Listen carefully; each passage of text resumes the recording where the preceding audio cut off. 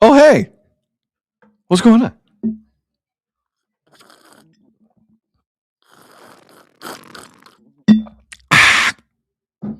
Dr. Max in the chat writes the following. Side note, Craig Berube, still head coach of your Toronto Maple Leafs. How? Why? No idea. But that's classified. Unlike those UFO photos last week, this one is still classified. Boy, do we have some things to talk about today. Hit it, Azzo.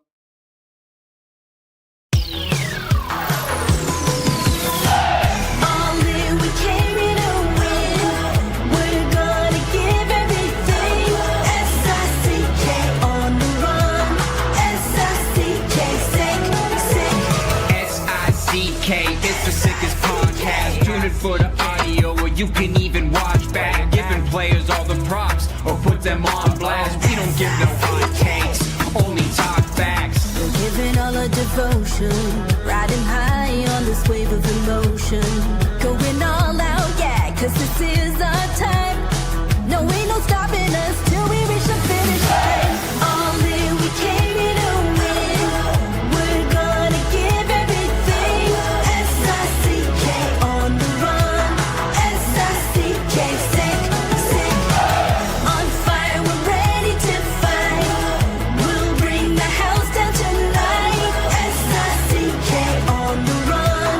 S-I-C-K, sick, sick.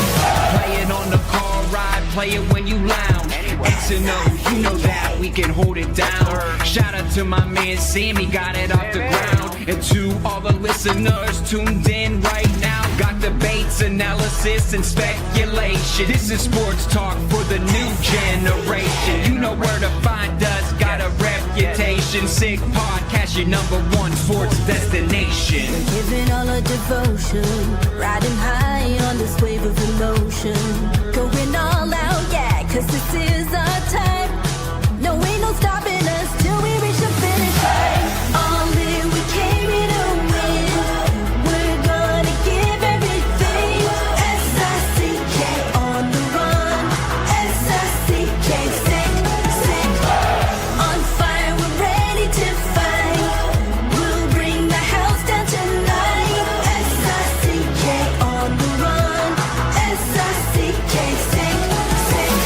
S-I-C-K, it's the sickest podcast. Tune in for the audio, or you can even watch back. Giving players all the props, or put them on blast. We don't give no hot takes, only talk back. S-I-C-K, S-I-C-K, S-I-C-K, S-I-C-K, S-I-C-K, S-I-C-K, S-I-C-K, S-I-C-K, S-I-C-K, S-I-C-K. All in, we came here to win. We're gonna give everything. S-I-C-K on the run. S-I-C-K, sick, sick. You are now listening to The Sid Seixeiro Show. Powered by Sick Media, the sickest Toronto sports show. Now, here's your host, Sid. What's up? It's Sid.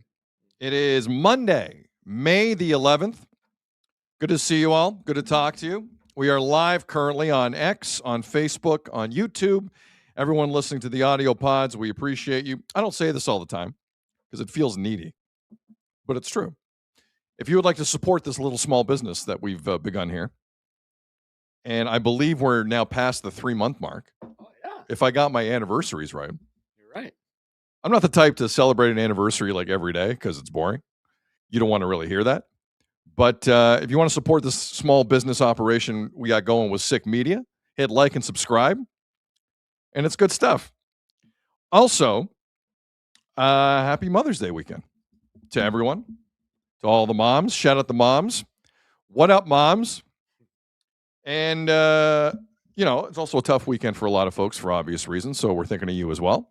And we appreciate you joining us here on the Sid Seixeiro Show, powered by Sick Media. We do this every day, live, noon Eastern, 9 a.m. Pacific. And we're going around the horn today. I'm weather-wise, it actually was kind of decent in Southern Ontario. It was cool. There was some rain Saturday for a second, but other than that, the sun was. It was a sun-drenched weekend, and I'm looking ahead. Friday, I think, finally in Southern Ontario. Damn it, things start to turn.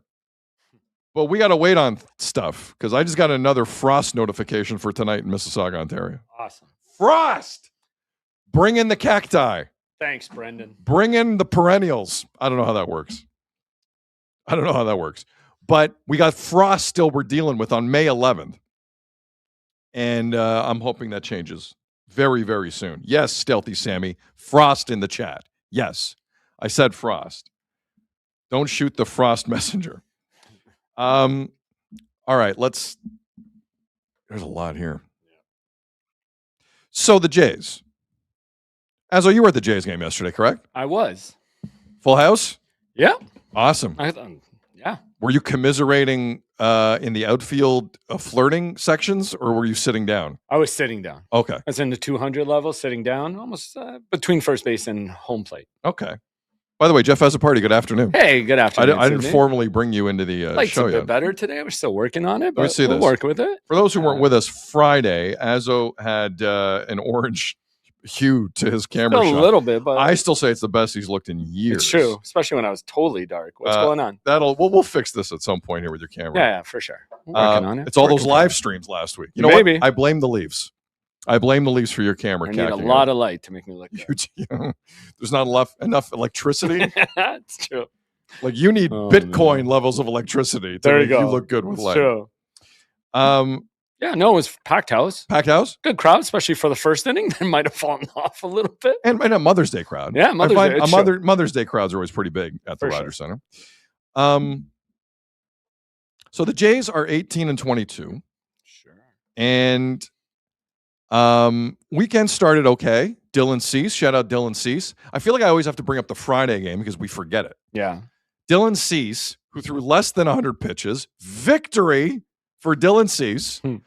10 Ks, 7 innings. Dylan Cease Friday was great. Jays win. Perfect. Trey Savage, weird Saturday. In trouble a lot. Got out of it. 4 innings, 6 Ks, no runs allowed. Jays win. Yesterday. Oh, hold on. Go ahead. That's 2 starts in a row for Dylan Cease going into the 7th. Do you need to say something to him? I only apologize after 3. Okay, fair enough. If he does it a third, he's doing it. If he does it a third straight start this weekend, Okay. does he got the back end of the Tampa series? Is he pitching on the Wednesday? Man, they're changing the schedule so much. I have this right here. Yeah. I believe Dylan Cease is going Wednesday night against your boy Griffin Jacks. Till he's not. If he goes another 7 innings of less than 100 pitches, I will formally apologize. Okay. To Dylan Cease. No apologies, just doing what everybody wants. I right? will cease and desist in my criticism. Boy. But Dylan Cease Friday was good.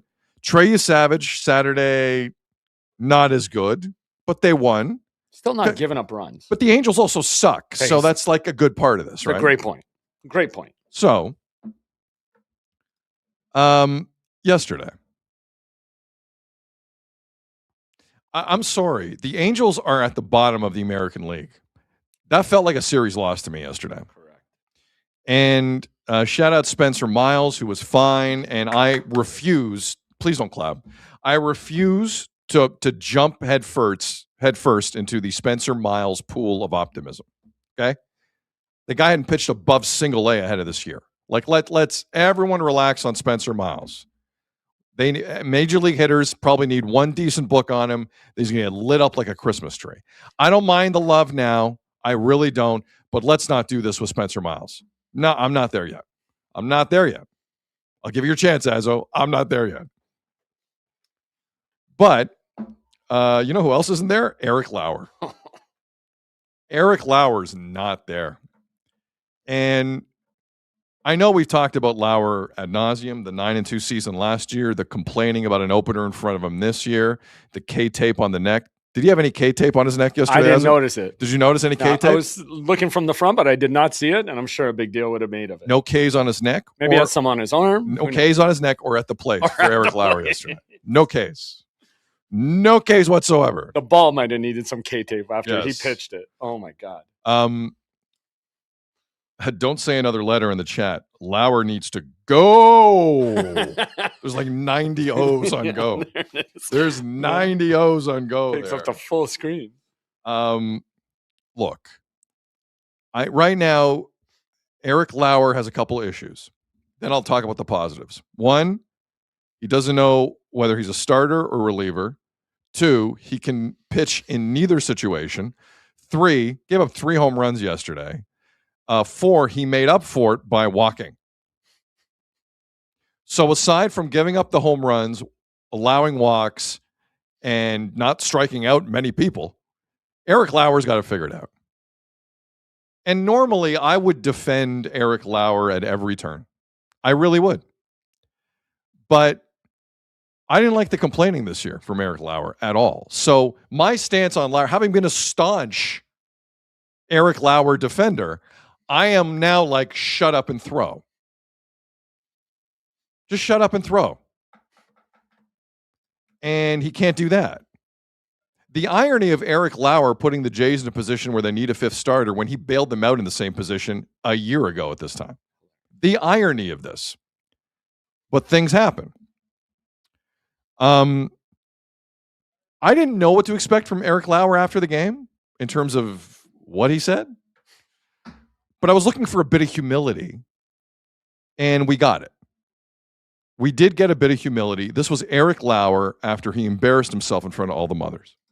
Obviously shot myself in the foot with my last start, giving up 3 runs in the first inning, so I didn't do myself much justice there, and today didn't do a whole lot better. So, yeah, I think it's just, for me, it's just whenever I'm out there starting, coming out of the bullpen, it's just make sure it's as quality as I possibly can, and, that's the focus right now. Alek Manoah looked better in this series than Eric Lauer. Oh, damn. He came out scoreless inning Friday. That was weird. Did I hear Alek Manoah got boos at Rogers Center? He did. For what? Yeah, it's not For good. getting hurt? Like, what are you gonna boo a guy for? There's other guys you can boo. I don't know if you can boo Manoah. The organization had him in the dugout as recently as last year, partying, doing nothing. As recently as last year. I'm serious. He was only waived in September when the Shane Bieber thing came into play. That's when it was, yeah. Alek Manoah, as recently as last September, was eating Cheetos in the Jays dugout, saying, "What's up, boys? Hey, what are you guys? Hey, Bassett Scherzer, what are you guys talking about? Let's talk about baseball." Did you hear that Max Scherzer just loves talking baseball? Oh, I do. Did you hear that? Yeah. If I got to hear that one more time, you know what I love? No cortisone shots in the forearm. Let's talk about that. Figure it out. Which had to happen recently. But yeah, Eric Lauer, at least at the minimum, did not give up any home runs post game. He was pretty consistent. A lot of mea culpa. That's all I want to hear. Mea culpa. So, and again, for those of you who kind of missed it, 6 earned runs allowed for Lauer, 5 innings, 3 home runs allowed. And boy, that Joe Adele just wears them out sometimes. Just wears the Jays out. So I was also really curious what John Schneider thought of all this. Because John Schneider's the same guy. Like, Eric Lauer's lucky it wasn't worse than that because he was not coming out of that game yesterday. John Schneider had an FU strategy with Lauer yesterday, and it was, you are finishing this game. We have Tampa Monday, Tuesday, Wednesday. I am not burning another arm because you can't handle it, smart guy. That's what that was. That could have been way worse yesterday. That could have been Saturday's scoreline reversed. But Lauer figured it out, eventually got out of it. So the question to John Schneider is simply, like, what do you do with this guy? Here's what Schneider said. It starts with getting the stuff back a little bit, a little more life on the fastball. And then until that happens, and even when that happens, you got to execute a little bit better. Just the homers, middle of the plate. He's kind of a fly ball pitcher. We get it, but I think you got to execute a little bit better and avoid the walks. So all he has to do, according to John Schneider, is improve velocity, no walks, and execute. Easy. 1, 2, 3. 1, 2, 3. That's it. You down with 1, 2, 3? You know me. You know me. Hey, Eric Lauer. That easy. That easy. What is a Schneids? What does Lauer have to do? Just don't do that. Just do the opposite of what he did today, and he's fine. So I'll open it up in a second here with Azo about what to do with Eric Lauer, because apparently Yariel Rodriguez has made his way to Toronto. We don't know what that means for the roster. We'll talk about Barger here in a second. I don't know what it means for Barger either. But we know Yariel Rodriguez, as reported by Shai and Ben Nicholson-Smith last night, is here. And a deserved call-up. He was pitching okay in AAA. Mm-hmm. So, Yariel, welcome back. All useful arms are welcome at this point. So there's a lot of pitching talk. There's a lot of pitching talk, man. And I want to go through some of the lines that the Jays had over the weekend against the Angels. Again, the Angels are not good. But here's some of the realities from the weekend that I think we need to spotlight from the Toronto Blue Jays in terms of their arms. Dylan Cease, no earned runs. Actually, the following pitchers had no earned runs this weekend against the Angels. I'm just going to list the names, okay? Dylan Cease, Jeff Hoffman, Varland, Yasavage, Mason Fluharty, Fisher, Mantiply, your boy, Johnny Blowout, Tommy Nance, no earned runs, Spencer Miles. Like, a lot of pitchers kind of did their job this weekend. Yasavage, you know what I mean? But no runs. No runs allowed. And we kind of talked about pitching Saturday a little bit with Yasavage's start. We're looking at Eric Lauer, and we're talking about the fifth starter, and we're wondering what's going on with him. How about this as a question? Vladdy. Can we talk about Vladdy? I don't care about Eric Lauer. I don't care about Spencer Miles.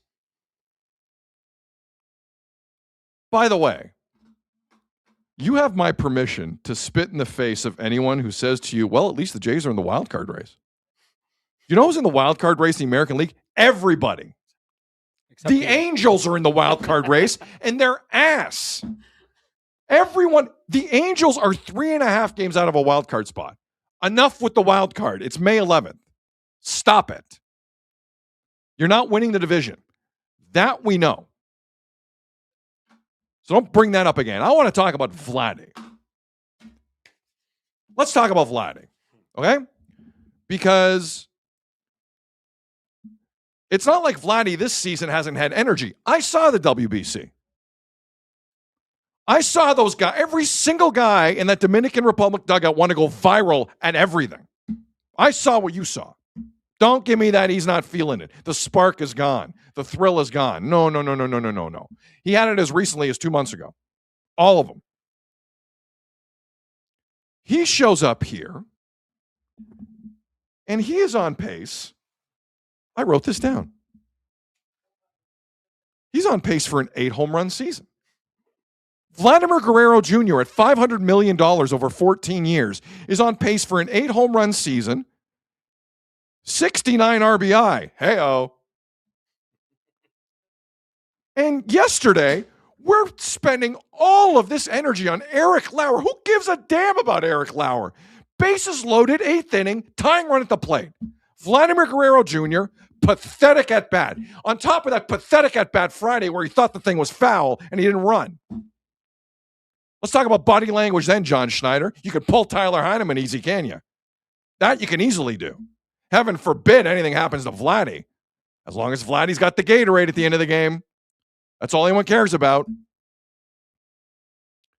The discourse around this Jays team, they are 25th in the majors in runs scored, 24th in on base.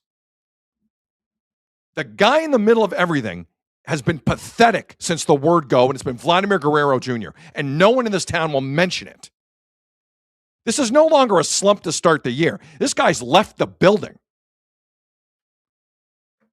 Their division title is down a toilet because of that guy's offensive performance. Let's cut the crap. And no one on the broadcast, no one on radio, everyone's scared of this guy. You got him locked up. What are you scared of? Yeah, it's easy to pull a Tyler Heineman. Real easy to do in the middle of a game, tough guy John Schneider. When's someone going to stand up with this? It's unacceptable how little this is being talked about. Unacceptable. Okamoto has to wipe his backside like a baby right now, offensively. And he's making $15 million a year. I can't believe the energy in this town being put into everything except the elephant in the room with the Gatorade bin. Wake up. It's pathetic. No one can say anything in this town. That was a joke. He didn't run out to first base when he thought it was fair. What are you, new? Run it out. That thing's right over third base. I know the rule. And bases loaded? Nothing yesterday. Not even a rally starter. He's a rally killer right now. He can't even be a rally starter. It is sad. It is sad. Even after locking him in, it's sad how many people inside the Jays organization are afraid of Vladdy. If you can't tell him to knock out the Gatorade bit, what are they going to tell this guy? What are they going to say to him? Honestly, what are they going to say to him? They're not going to move him out of third because he likes it. He's running the team. It's not Schneider. Bad scene. He had 3 hits in the last 7 days. 3 hits. I know there was an off day in there. 3 hits in the last 7 days, Vladdy. He is mailing this in. He is mailing it in. They have blown the division because of this guy. This offense goes as he goes. And I have had enough of the non-conversation on this. We're basically a month and a half into the season. Do I think he's going to finish with 8 home runs on the year? No. We get to the end of May and it's like this, I'll entertain it. Until this guy starts getting on a pace where he hits at least 20, this is fair game. It is fair game. And we got to sit here and talk about Spencer Miles and Eric Lauer and Tyler Rogers. Can he lock it down in the 8th? And this guy's being allowed to just do absolutely nothing. Nothing. The only time I see Vladdy is when he's trying to get Arden or Hazel all soaking wet. It's a joke. Someone in this organization needs to stand up to this guy and say, wake up. Or sit him.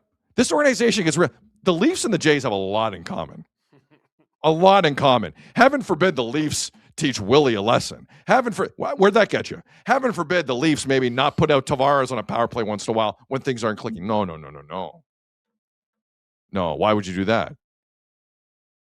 The Jays are slipping into Leaf land. Dangerous place to be when the inmates are running everything. Very dangerous. And when they clearly see you're the bully against certain players when it's easy and you're not with others. Very difficult visual in the room. Don't do this. Now, some of you in the chat, sorry, I've been looking dead in the camera for the last 10 minutes. I'm assuming there's some people in the chat going, what are you suggesting, Sid? Sit him? After that joke of an at-bat Friday night, where he didn't run out to first because he thought it was fair, I'd have pulled him from that game immediately. Immediately. Just like you did Heineman. Not that long ago. And you called it a manager's decision. Are you going to be tough with Heineman? Because you don't look that tough.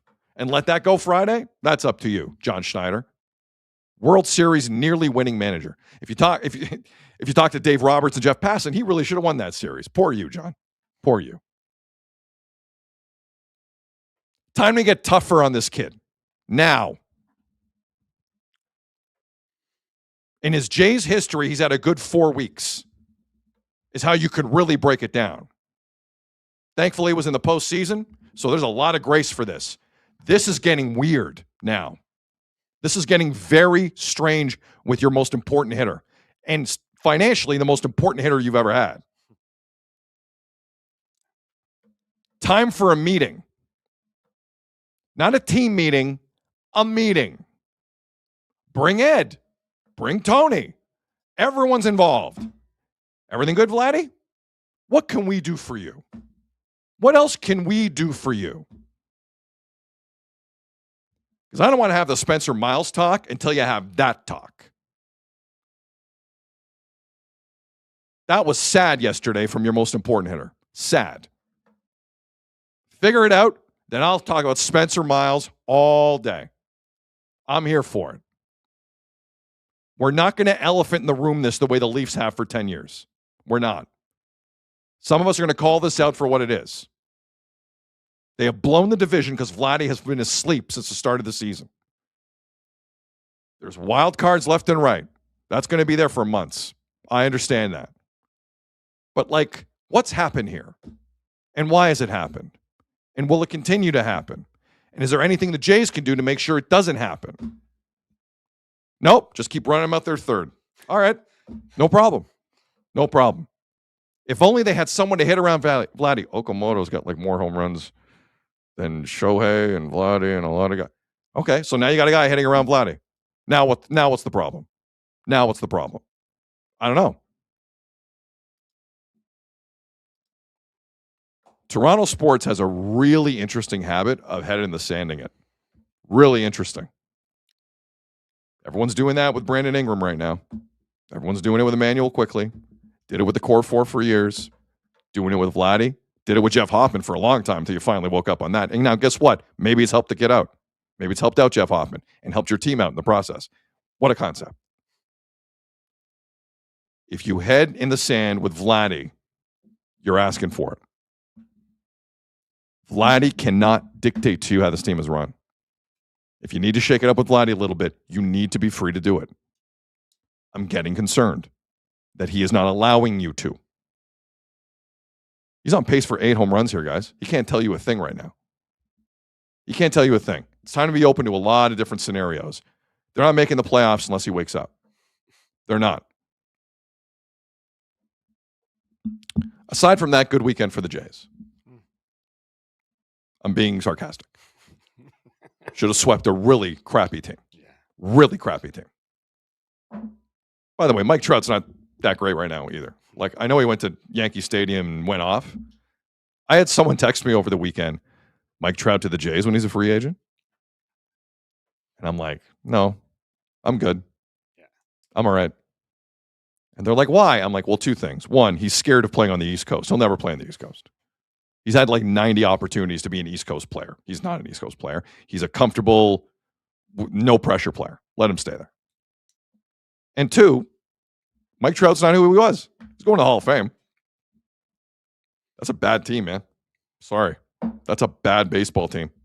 And yesterday it was just one bad performance after another. After Spencer Miles, after Tommy Nance. But it was bad. It was from important people from you from last season. But I just don't want to spend all the time on the pitching. It's not energy that's intelligently used. This is one of the worst offenses in baseball. Worst. You have a $500 million player in the middle of it. You're not the only team struggling with expensive lineup. I get the Mets. I see what's happening. Let's not waste all the energy on the other thing to make you feel better.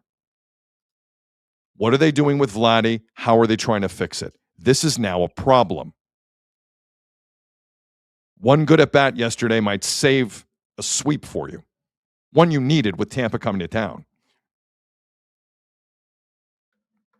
Oh, I'm sure Vladdy's going to be fine. Azzo, you were at the game yesterday. I was. What did you make of that at-bat in the 8th inning from Vladdy?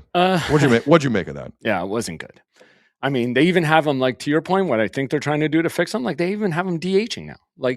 Lenin Sosa played first base yesterday. They're DHing so he can focus on hitting, and he's still not coming through. Again, it is a problem. I don't want to say, I'm not going as far as saying he started off the year pathetic because he does have the second most hits on this team at 45. Only Commanders above. Bars low on this team. No, it's true. It's true. But when Brandon Valenzuela has more home runs than you, when Andres Jimenez has more homes than you, when you're tied with Ernie Clement for as many home runs in a season, who isn't a home run hitter. Yep. That's a problem. For a $500 million guy. So I'm with you there. Something needs to be done. At least they have Pinango, Wait a second. well- Money in the chat. Why are they sending down Hendrik Pinango? And let me get to that. Why did they send him down? It's a great question. Are they okay? No.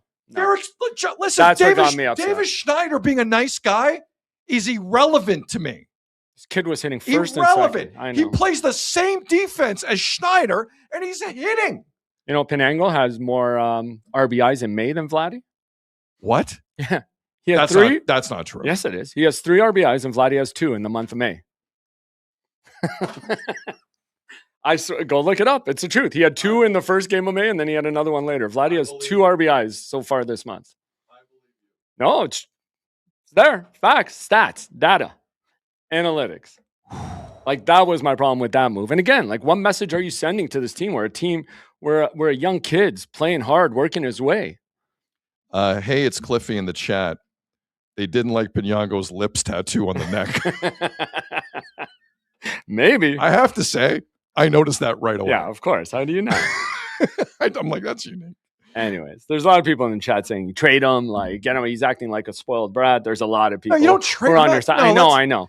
No, but let's. You want to know settle the it good down. point? But I'm going to ask you this. Go ahead. I keep hearing Vladdy needs to be motivated. Yes. So they're going to New York next week, where he loves playing, and New York is a spotlight on him. If that wakes him up, like, doesn't that even like it shows you there's even more of a problem here? Because why does he have to get hyped up to play all the time? I thought he liked that, being viewed as one of the top superstars in the game during the playoffs last year. I was hoping that would transfer into this season. You know what? It is a valid point, Azzo, in terms of, and maybe someone in the chat can get us the splits. His Yankee splits have been tasty. They're crazy for a while. Like, what was he hitting after the Yankees series last year in the playoffs? No, yeah, I mean, he continued. He even went. I dropped a little bit, but he was still around 1,000 OPS. Because he was over the moon. Like, it was hard to keep that pace that he had in the ALDS. Yeah, it was very hard. But there is something to be said about, the Yankees are here. Vladdy's engaged. Yeah. Well, that's what you keep hearing. But that's not good enough. That sucks. That's not good enough. That is completely unreasonable to assume that. Especially when the staff doesn't want to put any other big boppers in this lineup. Like, you need him to do what he does. It's crazy. Like, again, and I hear people ripping on Sanchez and Sosa. Like, they're trying to make moves once the season starts. When you found out about Santander, give them crap then for Ross not going out and solidifying this lineup in the offseason. Those are the guys you're going to get when you make trades at the beginning of the season or in spring training. Now and I'm sure there's some people in the chat going down this road. Injuries have been a problem this year. Springer's back, but he's been out for a little bit. Lucas is still out. Barger went hero mode with a throw to first and blew out his elbow. It looks like we'll have MRI results today. Hopefully. Was it the one to home? Right? It was the one to home. Sorry. Yeah, sorry.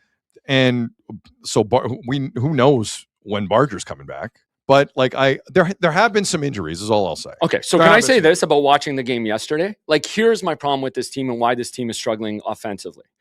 They got, like, Soriano, they made him work for it in the first. He threw 25 pitches to get out of that. They only got 1 run. They had a couple scores on. You know, for the next 6 innings, he threw like 48 pitches, not even 50. Now, that's one of the best pitchers in baseball this year, but generally. Still, but if you can work him in the first inning, like, why does that disappear? And then for the next 5 innings, he's under 10 pitches an inning. It's a good question. Like, how you start the inning, he has 25 pitches, you work around him a bit, and you start putting pressure on him. And then in the next, like, after the 7th inning, he had like 73 pitches. Like, what? That's 5 innings of like under 10 pitches per inning. I hear you. Like, that's a problem. This is a team we talked about that used to work at bats, wait for their pitch. They're not doing that.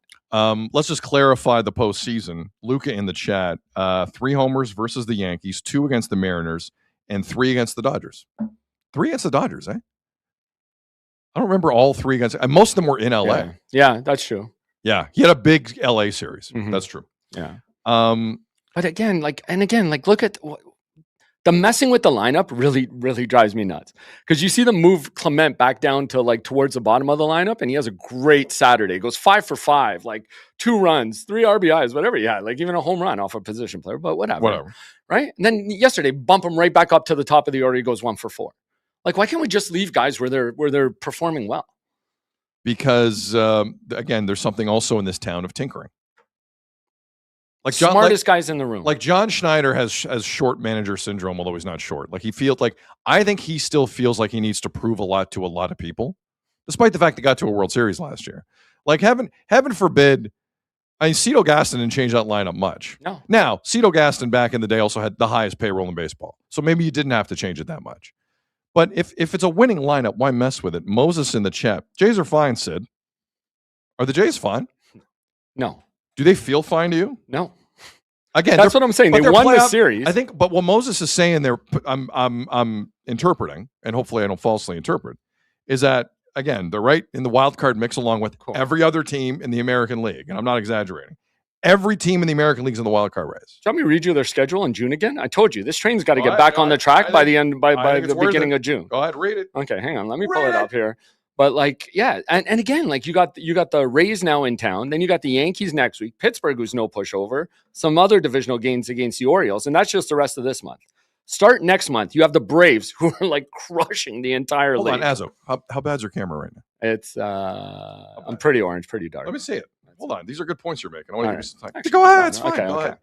Right, and then so to start June, you got the Atlanta Braves in town, who I think have the best record in baseball and are a plus 87 run differential, which is absolutely insane. Serious teams coming through, man. Then you got the Orioles, some more divisional opponents. Then you got the Phillies, who have been on a run since Mattingly took over. Then you got the Yankees again. You got the Red Sox back in town, more divisional. Then you got the Cubs, who are like having they're dealing with some injuries too, but they're overperforming this year. And then you maybe get a break at the end of the month. But by then, like that's 20 games into the month. Who knows where you're going to be against those teams? Like this train needs to get on the track pretty soon. For sure.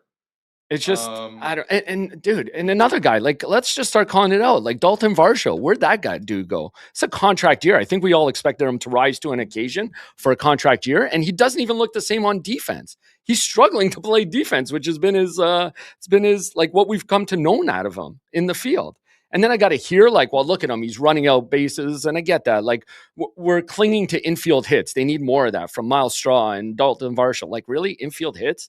That's the strength of this team. It's become insane to me.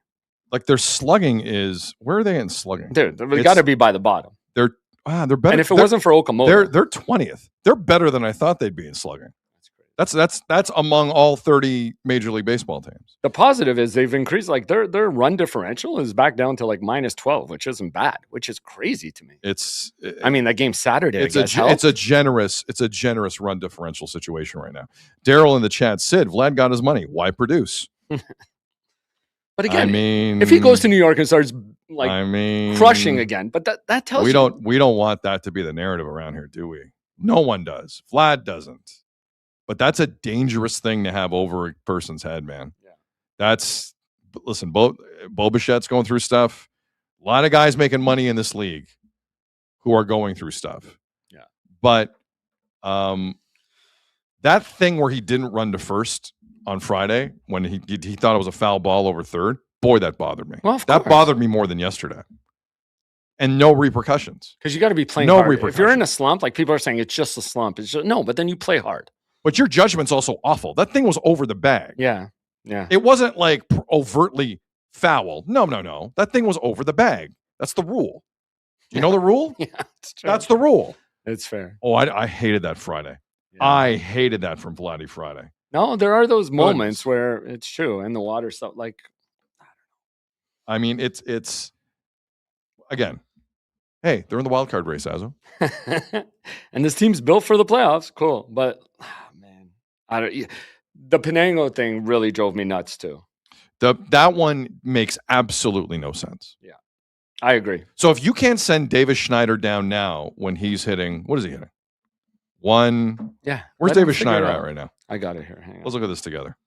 Davis Schneider. 143. He's hitting 143. Mm-hmm.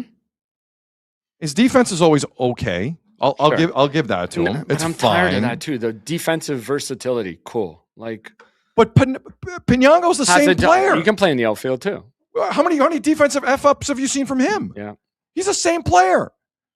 Oh, that one drove me nuts. Me too. Keeping Davis Schneider. Listen, not to say Davis Schneider can't come back. Everybody's rooting for this guy, but again, he's a 26 guy. We were led to believe he almost didn't make the team out of spring training. So what's the harm of sending him down and letting him figure it out? Because we know he could contribute. He's done it. What's scaring me now about the Jays is he's a nice guy. We like him. He stays. Oh boy. And I get people saying he has more boy. options, but Davis has options too. And he's an older guy. Davis has the options. Yeah. He is dying to get sent down right now. It's true. Dying. But you did a promo with him on the couch with Barger, and now you can't send him anywhere. Yeah. Way too many promos with players, dude. You're locking yourselves in. It's true. Way too many promos. By the way, whoever decided to give Louis Varland entrance music is a moron. That is one of the biggest mistakes I've seen so far. No more closer entrance music. It is one of the most volatile positions in professional sport. It could end for Varland tomorrow. Hoffman could be back in there in a week. You have no idea. Do not lock yourself down to this BS idea that everyone coming out is either Hanky or Ward. Enough. Cool Someone at Rogers Center use your head. That's idiotic. He's been a closer for a week. He has music. He has pyro. It's like someone coming down the entranceway for WrestleMania. And I know the WrestleMania entrances sucked. I understand. I'm being ironical. No. Don't do Varland's that. might be better. Giving Varland entrance music is dumb. It's stupid. Let these guys just pitch and give yourself the option. Because someone, I'm telling you right now, someone in the organization, if Varland hits a rut, and the conversation is we need to take him out, some idiot inside that building is going to be like, yeah, but we produced a song for him to come out. And we've got an entrance for that. I'm telling you, those are the types of conversations that go on in a situation like that. Someone who produced the Louis Varland video is going to be like, guys, we can't. No. Yeah, we can't take him out. Again, for a team who always tells you it doesn't matter, like we're all, again, we're going to make this fluid. We're going to do it. We don't have a ninth inning guy. It's whoever we can use. And it's crazy. But then they're just following protocol around the league to get some excitement in that building, which they don't need. I found that so strange. Why do you need a song? Who cares? Walk out and get the save and go home. And people will cheer. They're not going to cheer that? Yeah. They need some pyro. They need Pink Pony Club or wherever they're just playing. puts the pressure on. They really need that at Rogers Center? How about this? When they come out, just go, everybody clap your hands. And everyone will love it just the same. It's true. Crazy. Yeah. It's crazy that they won the series and they come in here so sour on a Monday like they lost it. Because yesterday was it's gross. It was from not working at bats to Vladdy struggling. Again, and the only reason I was clapping for Spencer Miles, what I like about him, he knows he's a Rule 5 pick. He goes out there, does what he has to do and walks right back to the dugout. Just in and out. No flexing. No, he just walks in and out and does his job. 3 good solid innings. Mike in the chat, Sid, I heard Gavin McKenna already has entrance music. Why not? They picked that would be the best. That's how they should do it. No, nothing in the chat about the story that surfaced over charges laid on Gavin McKenna's mom in Penn State. I know. Nothing, eh? No, I didn't see anything. Then I'm not touching it. Yeah. I have my thoughts. Yeah. But I'm not touching it. Yeah. That's fine. Yeah, I'm sure no team's going to pay attention to that. Google it if you don't know. I'll leave that. Yeah. By the way, still completely support Gavin McKenna knocking an idiot out. Yeah. 100% support that. For sure. 100%. But it seems like there's a little bit more to it. Well, I'll just leave it at that. Yeah. I'm sure NHL teams will have their questions during combine. Well, grumpy old man in the chat. Is Sid wearing a silk shirt? No. It's hugging me like silk. It's just a normal shirt. Yesterday was chest day. That's why. There you go. That's why. How many push-ups? How many push-ups can you do? Like right now? You want to do probably? Would you tell me? I'll believe you. Probably 15. Okay. But no, like that's pretty good. But at 13, it becomes a struggle. Like something like that. They're sweating with like Varland coming into the game. Anyway, I wanted to get that Louis Varland thing off my chest. No, good for you. I didn't like that at all. Dude, this team doesn't look anything like the team that went to the World Series last year. Like their defense looks awful too at times. It's crazy. Well, that's the thing. Like tell me what the strength of this team right now is. And again, don't tell me infield singles. Like Okamoto's the best player, and that's maybe why you should have signed some more guys in the offseason. To think you're going out to make trades, like Yordan Alvarez is maybe the only guy I'd go look at, like, because the Astros season is done. Like, I don't know who else. You're going to go to the Giants and get one of those overpaid guys because now they're cleaning house. So Addison Barger. Yeah, this is crazy. Okay. So for those who missed the game Saturday, Barger comes back. He missed weeks with double ankle bilateral discomfort. The only time in my life I've seen that in sports, a double sprained ankle running to first. Well, Double sprained ankle. it kind of made sense to me. Okay. Because he was stretching for the bag. No, because when you're trying so hard to beat something out, he landed awkwardly on his first one, which makes you land awkwardly on your back because you need that base hit so bad. Again, that infield single you need so badly because that's the only way this team's scoring runs and getting on base. Varsho almost did the same thing last night. Did you see him run to face? Yes. And then he was limping? I saw He it. almost happened to the exact same thing. Again, that's what this team is clinging to, these infield hits. Can I ask you a question? Though? What team do you start like looking at your medical staff thinking maybe you need a new one? Like, look what this team's dealt with Santander, Barrios. I don't know. Cody, Scherzer. are you going to blame Cody Pence? No, on the medical staff? no, not at all. No, That's a weird Cody's an in-game thing. But Barrios, come on, you didn't see that coming? Santander, you didn't talk to before he showed up to camp? They literally didn't see it coming. Barrios was about to go to the WBC. Yeah. Like they But that's what saw I'm talking. nothing. Scherzer, who's out there with his arm getting all bruised up, and now he can't pitch. He's been out for how long? Like, there's been multiple implications of this. They're sending guys for secondary sources or MRIs. But there was a theme over the weekend around like the strength of throws. Like it wasn't just the Jays. Like obviously Addison Barger, he's activated on Saturday, comes back. And for those who missed it, he threw the hardest throw from the outfield ever recorded in the StatCast era since 2015. Yep. It was, what was it? It was 101.2 miles per hour. So he doesn't play Sunday because his arm is barking after that throw. An unnecessarily hard throw. That's crazy. That's crazy. The hardest recorded throw from the outfield in 11 years? Yeah, but you can't hold up on Sorry, that. in He's trying to get the guy. 21, no, more than that. My math is terrible right now. Whatever. Since 2015. We get the point. It makes sense. Yeah, I know what That's you're saying. great. Why are you throwing that hard, Because, man? dude, you can't ease up on that. You're trying to get the guy at home. You throw it as hard as you can. We always know he The has a game cannon. ended 14-1. Yeah, What are you throwing that hard for? to test it. No, but it wasn't just Barger. Did you see the Jacob Mizorowski Brewers story over the weekend? So Jacob Mizorowski, hard throw for the Brewers, taking on the Yanks. You think it was amped up to take on the Yanks? In that game, in that game alone, he threw the fastest 7 pitches ever recorded in the StatCast era. Really? I missed this. Really? That's like insane. he topped out at 103.6, but the other 6 were all like the fastest they've ever seen since 2015. Oh my God. So I see into the future. Tommy John surgery for Mizorowski between now and this time next year. What are you doing that? Who are you impressing? Who are you impressing? We just talked about it. That's Impress me. That's impressive. You are going to blow your arm out, you 100%, idiot. 100%. What are you doing?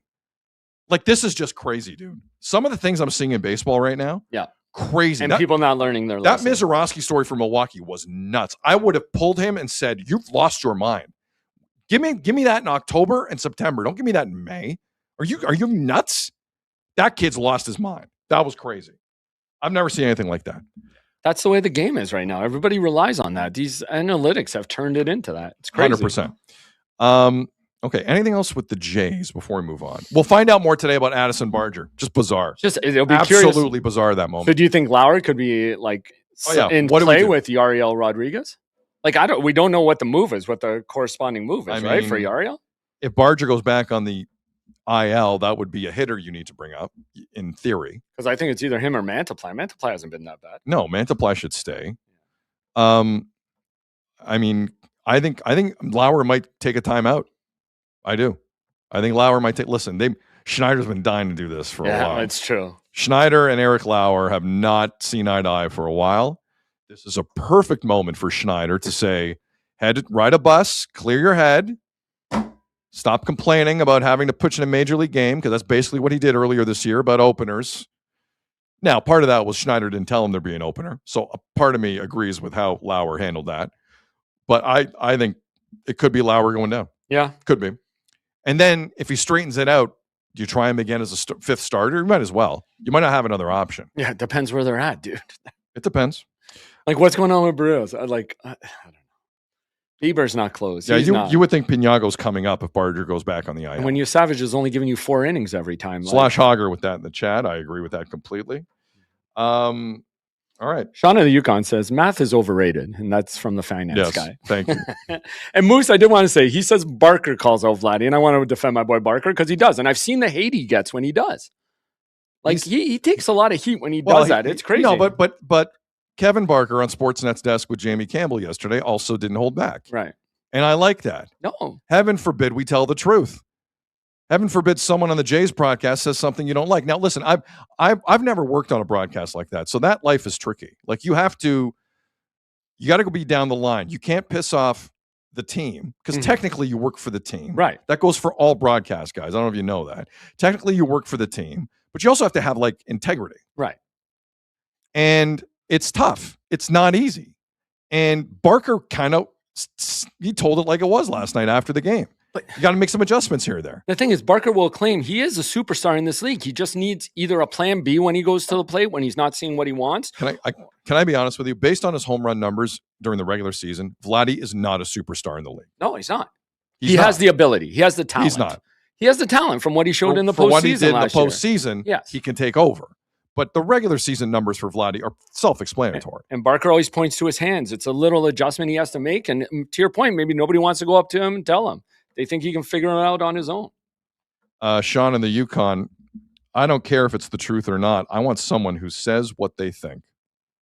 It's not as easy as you might think, guys. It's not as easy as you might think. Like I was afforded a lot of freedom in my career. A lot of freedom.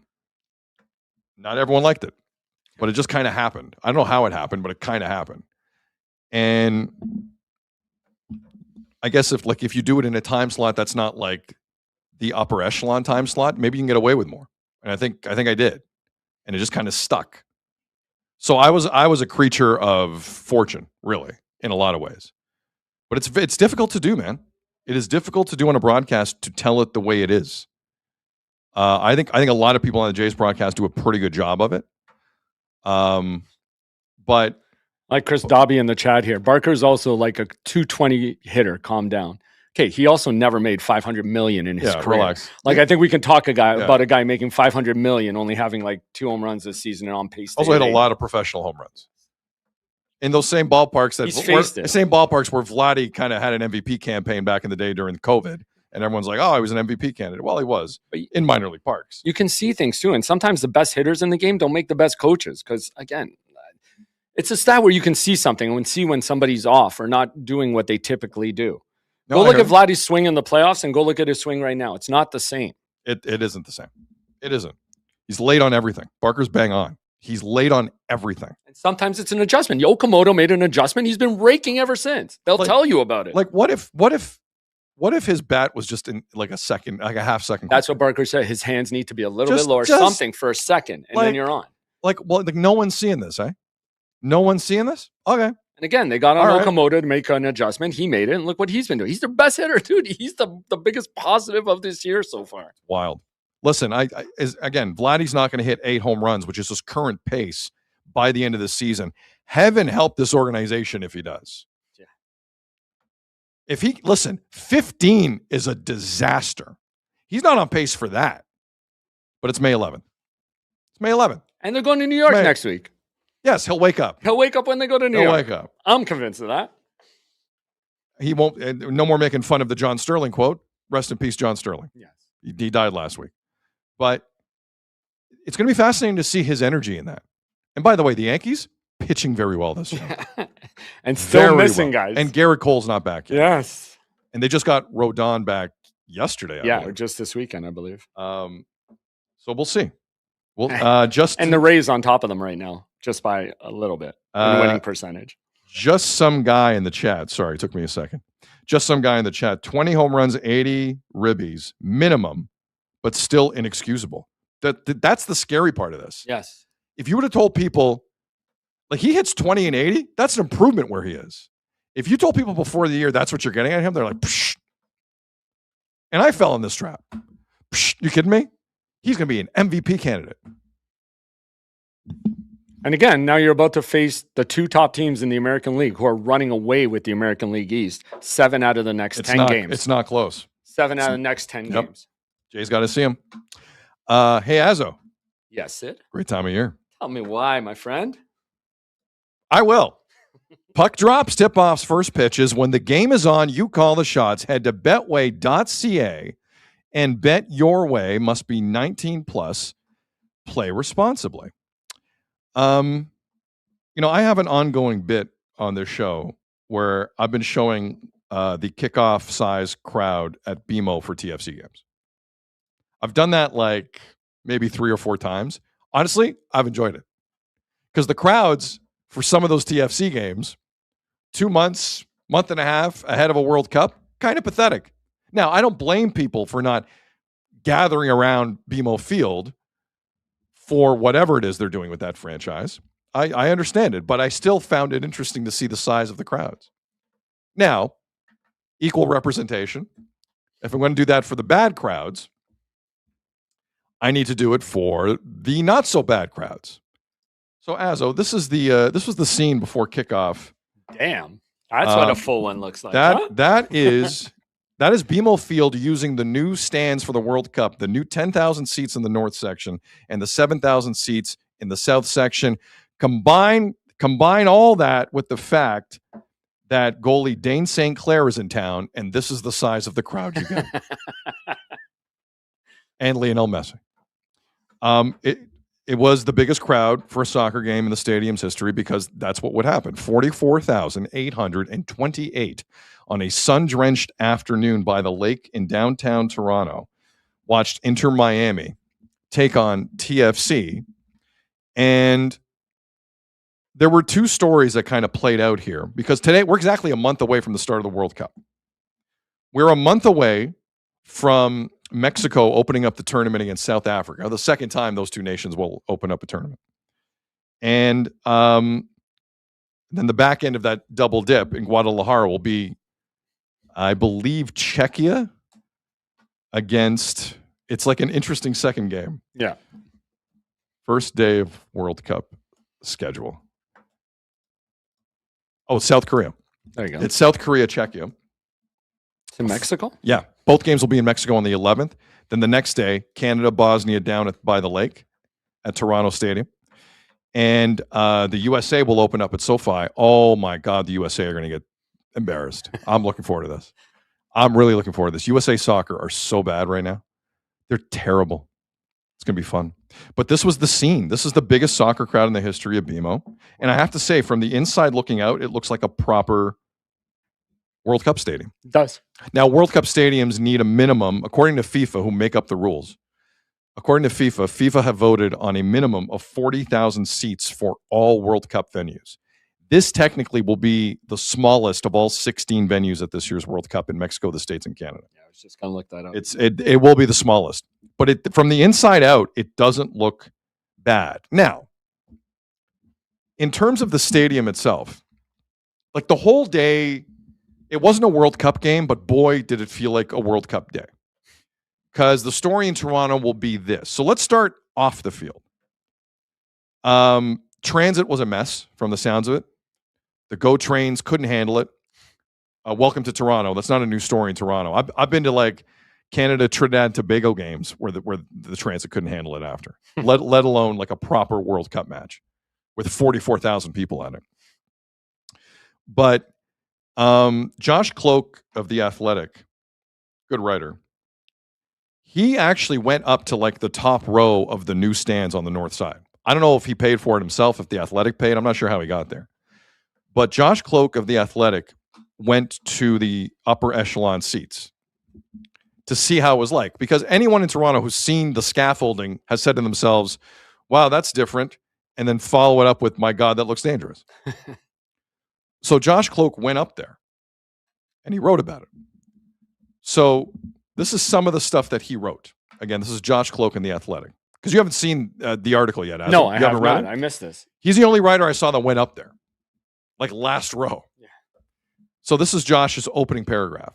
When Lionel Messi burst towards goal early in the first half of Saturday's game between TFC and Inter Miami, something strange happened in section 228 of BMO Field. And then he goes on to write this. In countless other sections, every touch of the ball at the feet of the greatest player in the game's history had fans leaping up in anticipation. but the hundreds of people in the far northwest corner of Toronto's waterfront stadium can be forgiven for their rigid state. The wind had picked up from nearby Lake Ontario, and it felt like the seats were swaying. And so quickly darting into the air on seats supported by scaffolding is not an easy proposition for the mind to overcome. He gets a quote from a fan named Arlene in the seats. Quote, "When it gets a bit windy, it feels unsafe because you feel it shaking. But otherwise, when it's not windy, it's fine." End quote. Josh writes this: "The strongest gusts of wind created a sensation difficult to come by at a soccer game. Weightlessness. As fans sitting more centrally and lower in the north stand jumped throughout the game, it vibrated.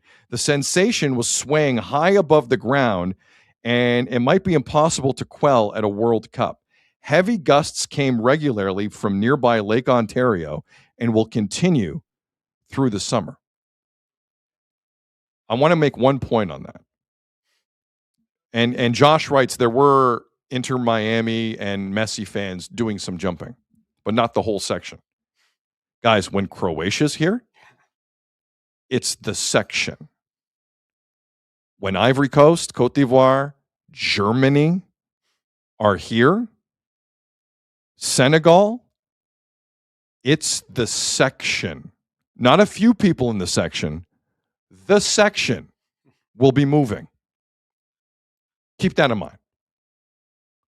The other thing people did notice at the new stands in and around BMO Field was the walk up. Kind of steep. Again, these are temporary seats. And unless you work for MLSE or the City of Toronto, no one's carrying water on how they look. They don't look safe. MLSE is telling you they're safe. No kidding. The city's telling you they're safe. No kidding. Anyone who's around it has said, that's interesting. So the final part of the article I'm going to read for you from Josh Cloke's Athletic article from Saturday at BMO is him walking up to the seats. This is what he wrote.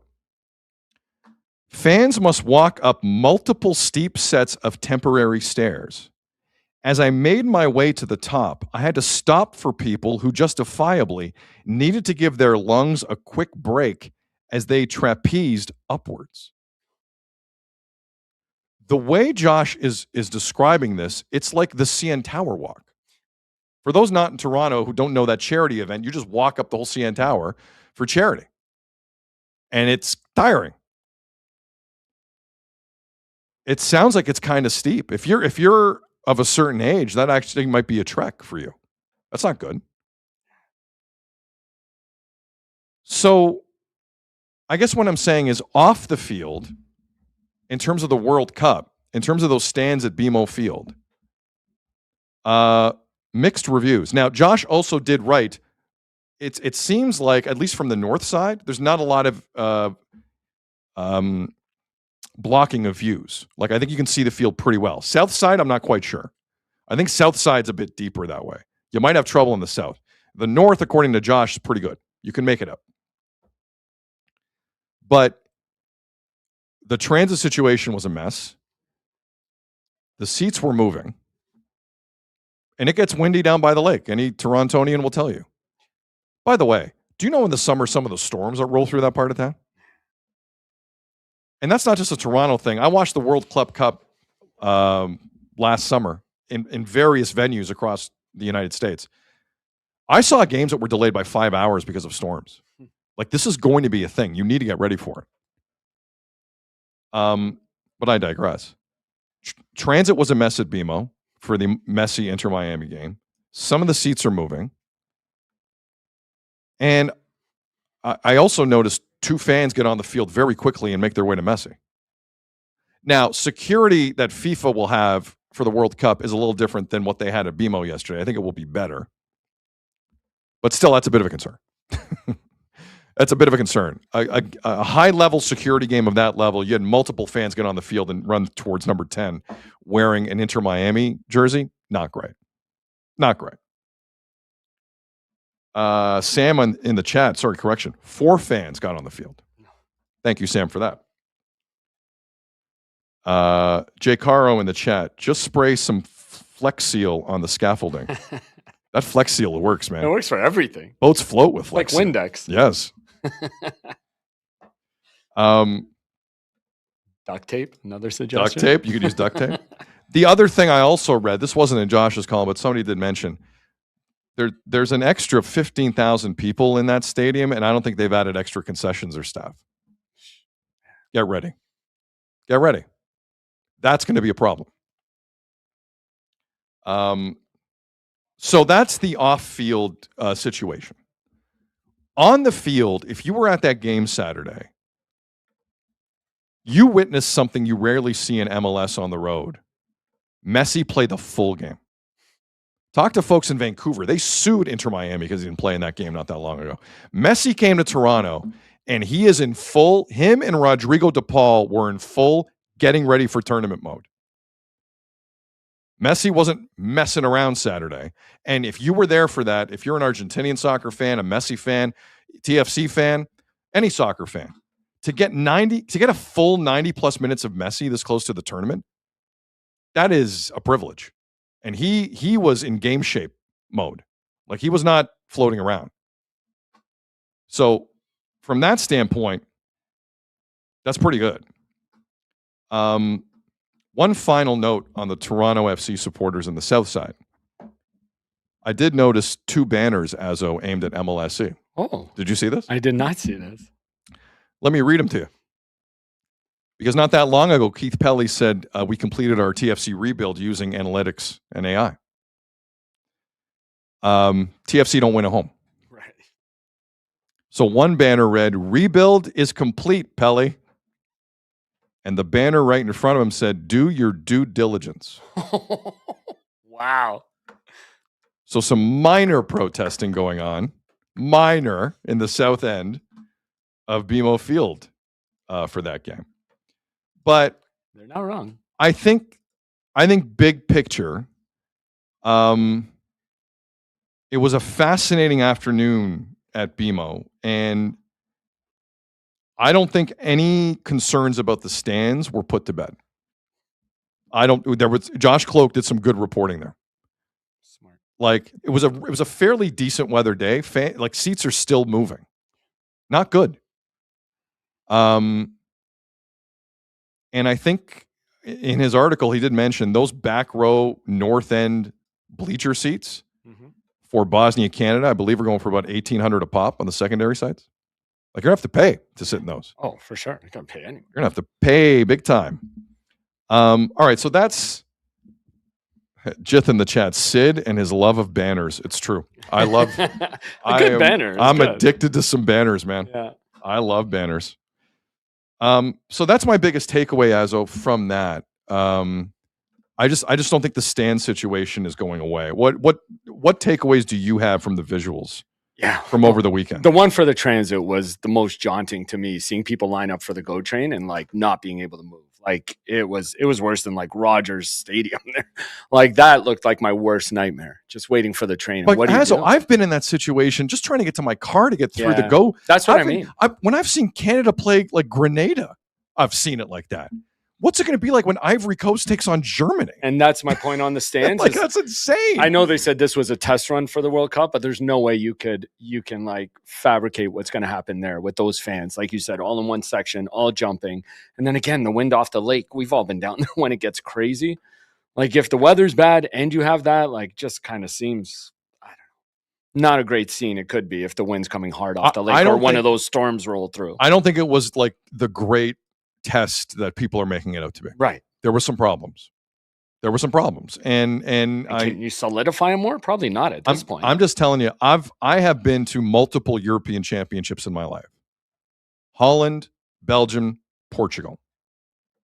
I have sat next to Croatian sections. I have sat next to German sections. I've Serbian sections. You like the loudest of the loud, the most feverish of crowds. You know what they don't do throughout the game? Sit. Right.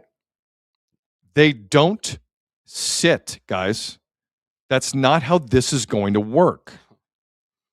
Like you put seats in there because you have to legally. They will not be used in the north and the south sections for the supporter groups. They won't. Especially if your team's up and you need that's how that works for legitimate coming from overseas fan groups. That's just I'm saying everyone on their best behavior. There will be people just jumping. being fans. Yes. They have chants. You know what they do when they chant? Some of them, everyone jumps. Yeah, Everybody. the whole section. The whole section. Yeah. If you're in the last row for that, Josh Cloak has a different article to write. Or trying to walk up the stairs. Imagine walking up the stairs while the section's doing that. While they've been drinking all day. That too. All day. And I did read some reports about guys trying to get down to go to the washroom or whatever, having some issues there too, and how long it took them. Missed like 20 minutes of the game or something. Gus in the chat, it will be an embarrassment. I'm hoping it's not. Yeah. But I'm telling you what I have seen overseas during international tournaments. Never mind club games. I haven't seen club games like that. I've seen international games like that. It is pressure on the stands. Pressure on the physical stands. I don't know, man. Well, that's what I mean. Multiple pressures coming from the stand, the fans themselves, plus the weather. Like, I don't know, man. It could be bad, and hopefully they figure it out. Again, just getting in and out of the stadium, that's always my worst nightmare. I hate that. My worst nightmare is the stands. After watching that over the weekend, it's not, with all due respect, everyone's going to wait on transit in the city. The city transit situation is a joke in Toronto, has been my entire lifetime. It's the stands I'm worried about. Secondly, Canada's health on the field against Bosnia is the second thing I'm worried about. We'll get to that in a second. But I see Moses in the chat. Canada's not like that in any way in terms of like standing and guys. You understand people are coming from across the ocean for this World tournament. Cup, dude. Do you but that's a very interesting comment to me. You still do you remember the scene? There was a scene where Pam in The Office got Michael Scott to agree on being hit in the face in the parking lot. Do you remember when he dated her mom? Yeah. Aline. Do you remember the Aline? Yeah. Pam was so pissed that Pam says, "Let me hit you." And he goes, "Fine." And then it was Ryan and Kelly who came into his office after and said, "Are you scared?"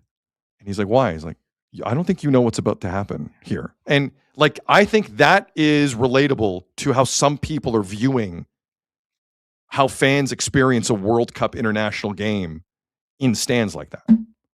You don't know. You think all German, Croatian, Cote d'Ivoire, Senegal fans, Bosnia fans are going to sit in their seats like Toronto sports fans and eat popcorn and don't say anything?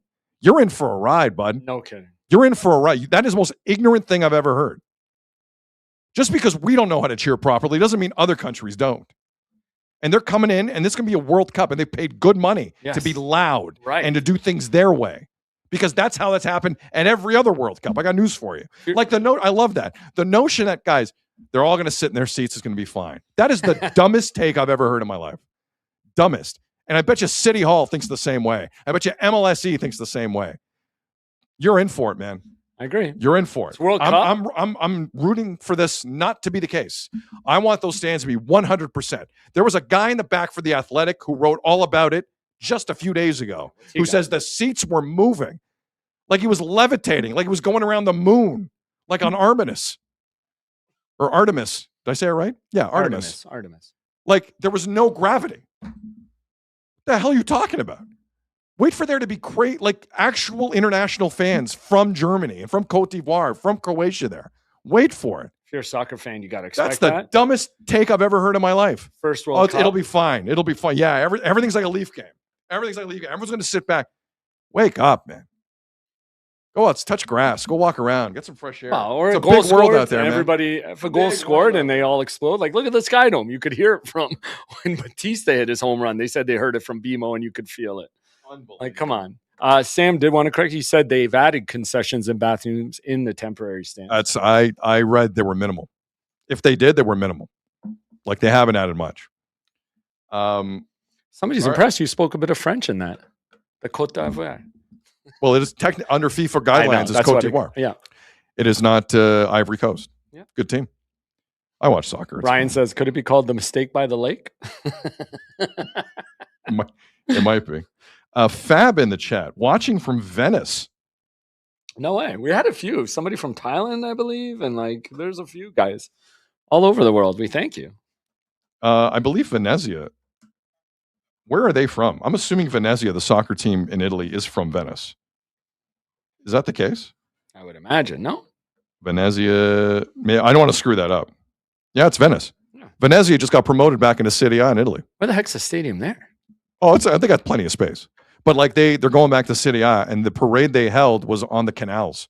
Everyone got in boats and celebrated promotion. It was actually very cool. And then to your point, like Marchenko says there, my Irish buddy's going to the Scotland game. He's going to get hammered. Then there's alcohol. Yeah, that's how you should be. And you want to get into the game. You want to jump with everybody. Once one person starts jumping, everyone's going to be jumping. Now, that's soccer. That's the soccer culture. I can tell you, when I went to these European games back in the day, there were no alcohol sales in the stadium. So I don't know if that's a World Cup rule as well. That's really? That's a UEFA rule. Oh, no way. Yeah, really? Yeah. It was all non-alcoholic Carlsberg. Oh, yeah, actually, you know what? I've been to a game That's like all that too. they had. You're right. Because everyone's getting blitzed Shoot, somewhere else. I didn't even think about that. They're getting blitzed. I don't know if that's a FIFA rule. Hold on. We need to look that up. That's interesting. If that's a FIFA rule, the bars in Toronto are in for a good time. Can you buy a beer? So Boucher says, you don't understand. Hundreds of engineers have thought about all these possibilities you guys are talking about. Yeah, sure. Sure. Apparently you can. Okay, there you go. All right. Tournament-wide rules. At venues like BMO, where BC plays, standard stadium alcohol rules apply. Okay. UEFA did not have that rule, unless they've changed it back. Mm-hmm. It was so funny. We got in there and we're thirsty, and it's like, here's non-alcoholic Carlsberg. I'm like, all right, I'll take this. No problem. Okay. Any thoughts? Any other thoughts of the game before we get into Canada soccer? No, go ahead. All right. So it's 116. My God. So again, it just looked like everything they were testing for, and nothing was a success. I don't like that story Josh wrote. I'm concerned about that story. Though, if the walk up to the stands is hairy, that's not good. Sorry. Well, especially that's not good. I don't want to hear that. I don't want to hear that. All right, so that's all the World Cup prep off the field. Friday, we talked about Alfonso Davies ad nauseum here. He's out 4 to 5 weeks, another hamstring issue. We picked it up second leg against PSG in the Champions League last week during the semis. Other than Bayern Munich making the announcement, we haven't really heard much. So Bayern played over the weekend, and their manager, former Belgian international Vincent Kompany, he spoke about Davies. He was asked about Davies. So the entire press conference was in German.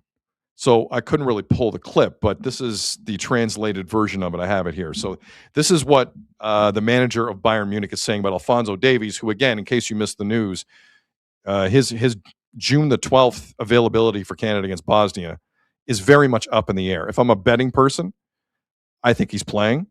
Should he be? I don't know. But I think he's going to play. This is what Bayern Munich's manager said over the weekend. Quote, physically, I'm not worried about him.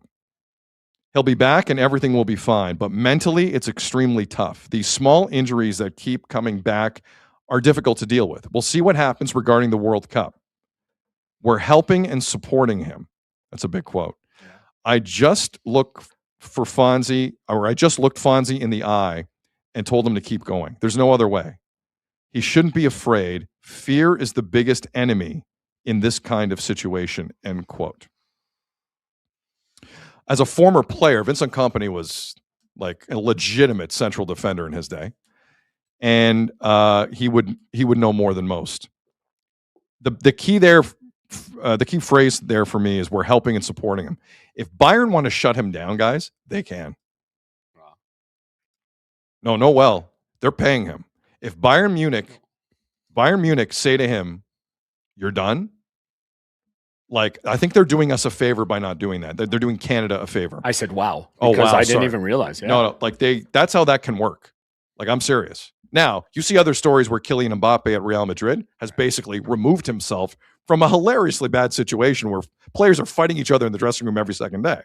And he's like, no, I'm going to deal with my own muscle issue because France have genuine ambitions of winning that World Cup this summer, and they might. But if Canada don't have that type of cachet internationally. Right. If Bayern Munich want to mess with us, they can. And Davies would have to play along. That's the other thing. But so far, that's not happening. And consider ourselves lucky that's not happening. I think they understand it's a World Cup, right? It's a once-in-a-lifetime opportunity for this kid to play on his home turf, too. But keep in mind, every time Davies was sent to us, we sent him back injured. That's true, too. I didn't even think about that. People need to realize when you have a club like Bayern Munich who pay this much money for a player and the national team keeps sending him back jacked up, that will strain a relationship. So the fact that Bayern Munich is still in our corner is huge. Do I believe they're 100% in our corner? No. But I think they're doing the nice thing because now it means positive things for his relationship with Bayern. They're not quitting on him either. Right. Which is the other part of this that Davies is certainly worried about. Because then the next step is like, does he go to AC Milan? Does he go to Newcastle? There's a level below this where they would give him a shot 100% because he's that talented. But I think that's a very interesting quote. But the other part of that I'm not hitting on as much as I should, I think Vincent Kompany, the manager of Bayern Munich, is now mentally concerned for the kid. Because this is a lot. You can't play 20 minutes against PSG. That's a lot to handle. This close to a World Cup, that's a lot to handle. See, to me, it's a once-in-a-lifetime opportunity. Again, how much do you push yourself to get out there and try and do it for the sake of your country, to play on home field? Again, this is the first time ever the World Cup's been in Canada. Yeah. And this kid's supposed to be the face of this team. Of course he doesn't want to miss it. So how hard do you push it? Stealthy Sammy in the chat. As a Canada soccer fan, I don't give a damn about his relationship or Canada's relationship with Bayern. I care for Canada's chances. Okay, well that's inherently contradictory. Because Bayern can dictate a lot of this. I know you don't want to hear this, guys. I'm telling you. I watch more soccer than you do. I follow more soccer than you do. I know more soccer people than you do. That's how that works with smaller countries like us. Period. If we're England, France, Brazil, Argentina, Spain, different discussion. We don't have that kind of cachet yet. Maybe one day. But we don't have that cachet yet.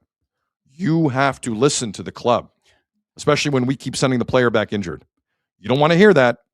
It's the truth. He's a 25-year-old player who still has so much potential. They want to see him reach it too. Yes. Playing for them. 25, man. Yeah. I'll be 26. 25. That freaks me out. Isn't it? That freaks me out. You're right too.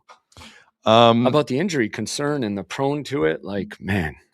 They want to see him. Keep in mind, Nations League last year in a third place game. Yeah. It wasn't for the Nations League title. It was Canada-USA third place game. Do you know how much they must have snapped back in Munich when that happened? They're like, what the hell is he doing out there? Hey, Jesse Marsh, you okay? Yeah. You good, bro? I do remember that. It's crazy. If I were another club in that situation, I got news for you. I'd have lost my mind. I'm stunned they're being this kind to us. I have to be honest with you. We've been a little reckless with Davies too. Full stop. 100%. We've been a little reckless with Davies too. That third place start was crazy, which makes me nervous a month from now about who's making that final call with Davies. By the way, Richie Larea spoke with Matthew Shinetti halftime on TSN. It sounds like Larea hopes to be ready for the camp in Charlotte at the end of May. He's going to be one of the guys you need if Alfonso can't go, right? Well, 100%. Yeah. I'm just as nervous about Richie. Yeah. For Richie Larea to miss that game Saturday against Messi, something's not right. Right. Richie Larea is a competitor. That made me nervous too. I'm like, oh my God, Larea's hurt too? Injured too? Final thought, Jack in the chat. Sid, Canada, second biggest country behind Russia. Checkmate. That's pretty good. Well played, Jack. That's pretty good. That's very good. Anything else soccer-wise before we move on here? No, it's good. Okay. Good update. Well, I don't know if it's a good update, but I think Bayern helping Canada is good. One more month till it all gets going, baby. By the way, should we remind people about our streaming situation? Best time of year? Oh, no, we did that already. We did that. But hey, Betway, it's the best time of year. Yeah, it's the best time of year. Two things. You know what? I thought about what was asked, I think it was during Friday's show. Someone asked if we're going to do a live stream of the June 26th NHL draft. And we didn't have a conversation, but you thought about it. Okay. I had a board meeting with myself. Okay. I'm kidding. I went around the room. I ran some AI. Okay. I got some data. Data driven. I did my due diligence. All right. There you go. Sorry. I did my deep due diligence. And That's all I can ask. Azo and I, after not having talked about it, have made the decision that we're going to live stream the draft that Friday night. Okay. Let's do it. Let's do it. For up to what? Winnipeg, maybe? I think probably Winnipeg's pick. Yeah. Okay. I'm good with And that. then we're good. But like I think because we got a Leafs pick in there, we got the Canucks, we got the Flames, we got the Jets. Why not? Why not, Pop? There is. Let's do it. There's some good picks coming up. And on top of that, Cancel Friday plans. Cancel. And Azo and I, for all the Canadian soccer games, we'll be streaming. We'll be here. Yep. All the Portugal games, we'll be streaming. Oh, you're not replacing me for somebody? I'm still having a meeting with myself about it. Okay. Only if we fix your camera.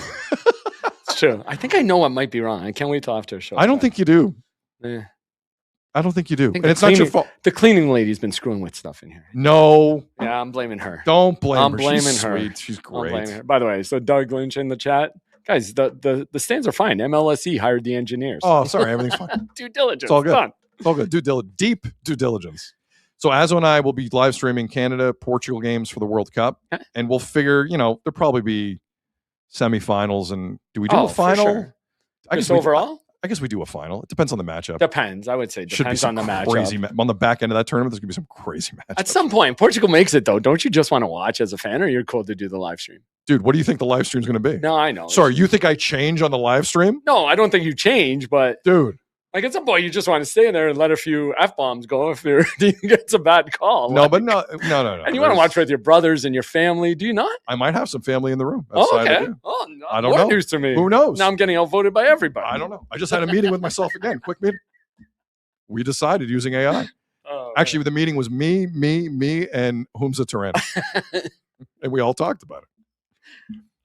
Did I tell you the Mike Wilner story once? no. Portugal, it was one of the Euros where Spain beat Portugal. It was like 2 straight Euros. Yeah. That Spanish team, damn it. Shabby. They never Iniesta. reached their full potential just because they beat you once. That Spanish team. Yeah. Winning 3 straight tournaments, they never reached their full potential. They were so good though. Yeah, that's why they won 3 straight I tournaments. know. So, but in 2 of those Any Euros, major ones. Portugal were up against them. And they lost both times, obviously. But it was like, it was a moment in time where I forget where in the fan and Sportsnet building. Oh, it was around the old 680 News area. Okay. So my brother Alex was doing updates.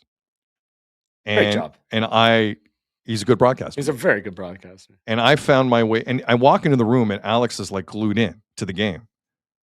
And somehow Mike Wilner's in the room. Because I think he's doing Jay's post game. I think it was an afternoon game. Yeah. So then I'm in the room. So the room is like Alex Seixeiro, me, Mike Wilner. Was it Jeff Merrick? It was a really unique room. Okay. Watching watching Spain play Portugal in one of the Euros. Mm-hmm. It was a semi. And then like my brother and I are losing it. And Alex is like going into work mode very quickly. It's like sports coming up at 11. And then just Back going into nuts, the game. Yeah. Going nuts. I could see that. And I'm losing it.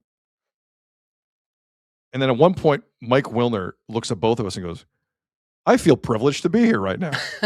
It's true. It's a sign of me I could people see haven't that. seen a lot. Yeah. Wow. It's a sign of me people haven't seen a lot. Somebody in chat was remembering when we had penalty kicks on Tim and Sid. I remember that. Remember that? Somebody in the chat brought it up. I lost it here. Do you want to know the true story on that? Yeah. Our feed was 2 seconds ahead of TSN. So if you were watching Sportsnet and watching us react, we were ahead of TSN's global feed of that. Like we could have gotten a lot of trouble. That's hilarious. Like a lot of trouble. I didn't remember that. Really? Yeah. That was the first time we streamed, technically. Yeah. Was that. It was M. Bell in the chat who said it. So shout out. They remember it. Yeah. Long time fan. So we're going to stream Canada games. We got the one thing we do have to talk about is like when we go up, because like I kind of want to be there for the national anthems. I want to have, I don't know. I can be included in this? I mean, technically, no, you're not going to be included. I do, because I have to start the stream. You don't know how to do it. I don't know how to do it. So you do need me. Azo has the power in that way. Well played, Azo. Oh man. So Canada games we're streaming, Portugal games we're streaming. We'll see.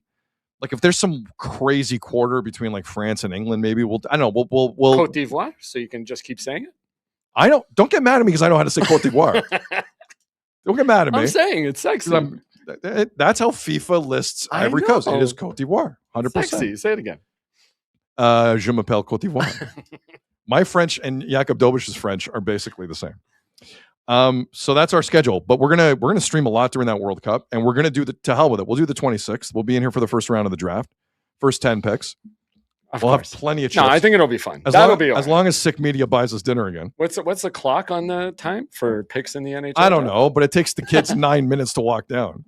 It's the dumbest thing. Are they doing a virtual one again? Will it be hilarious? No, like I don't believe they're doing that. I think they are. No, I don't think they are. Okay, we gotta unless someone in the chat can correct me. I think they pull the plug on that very quickly. I thought they said they're going again. No.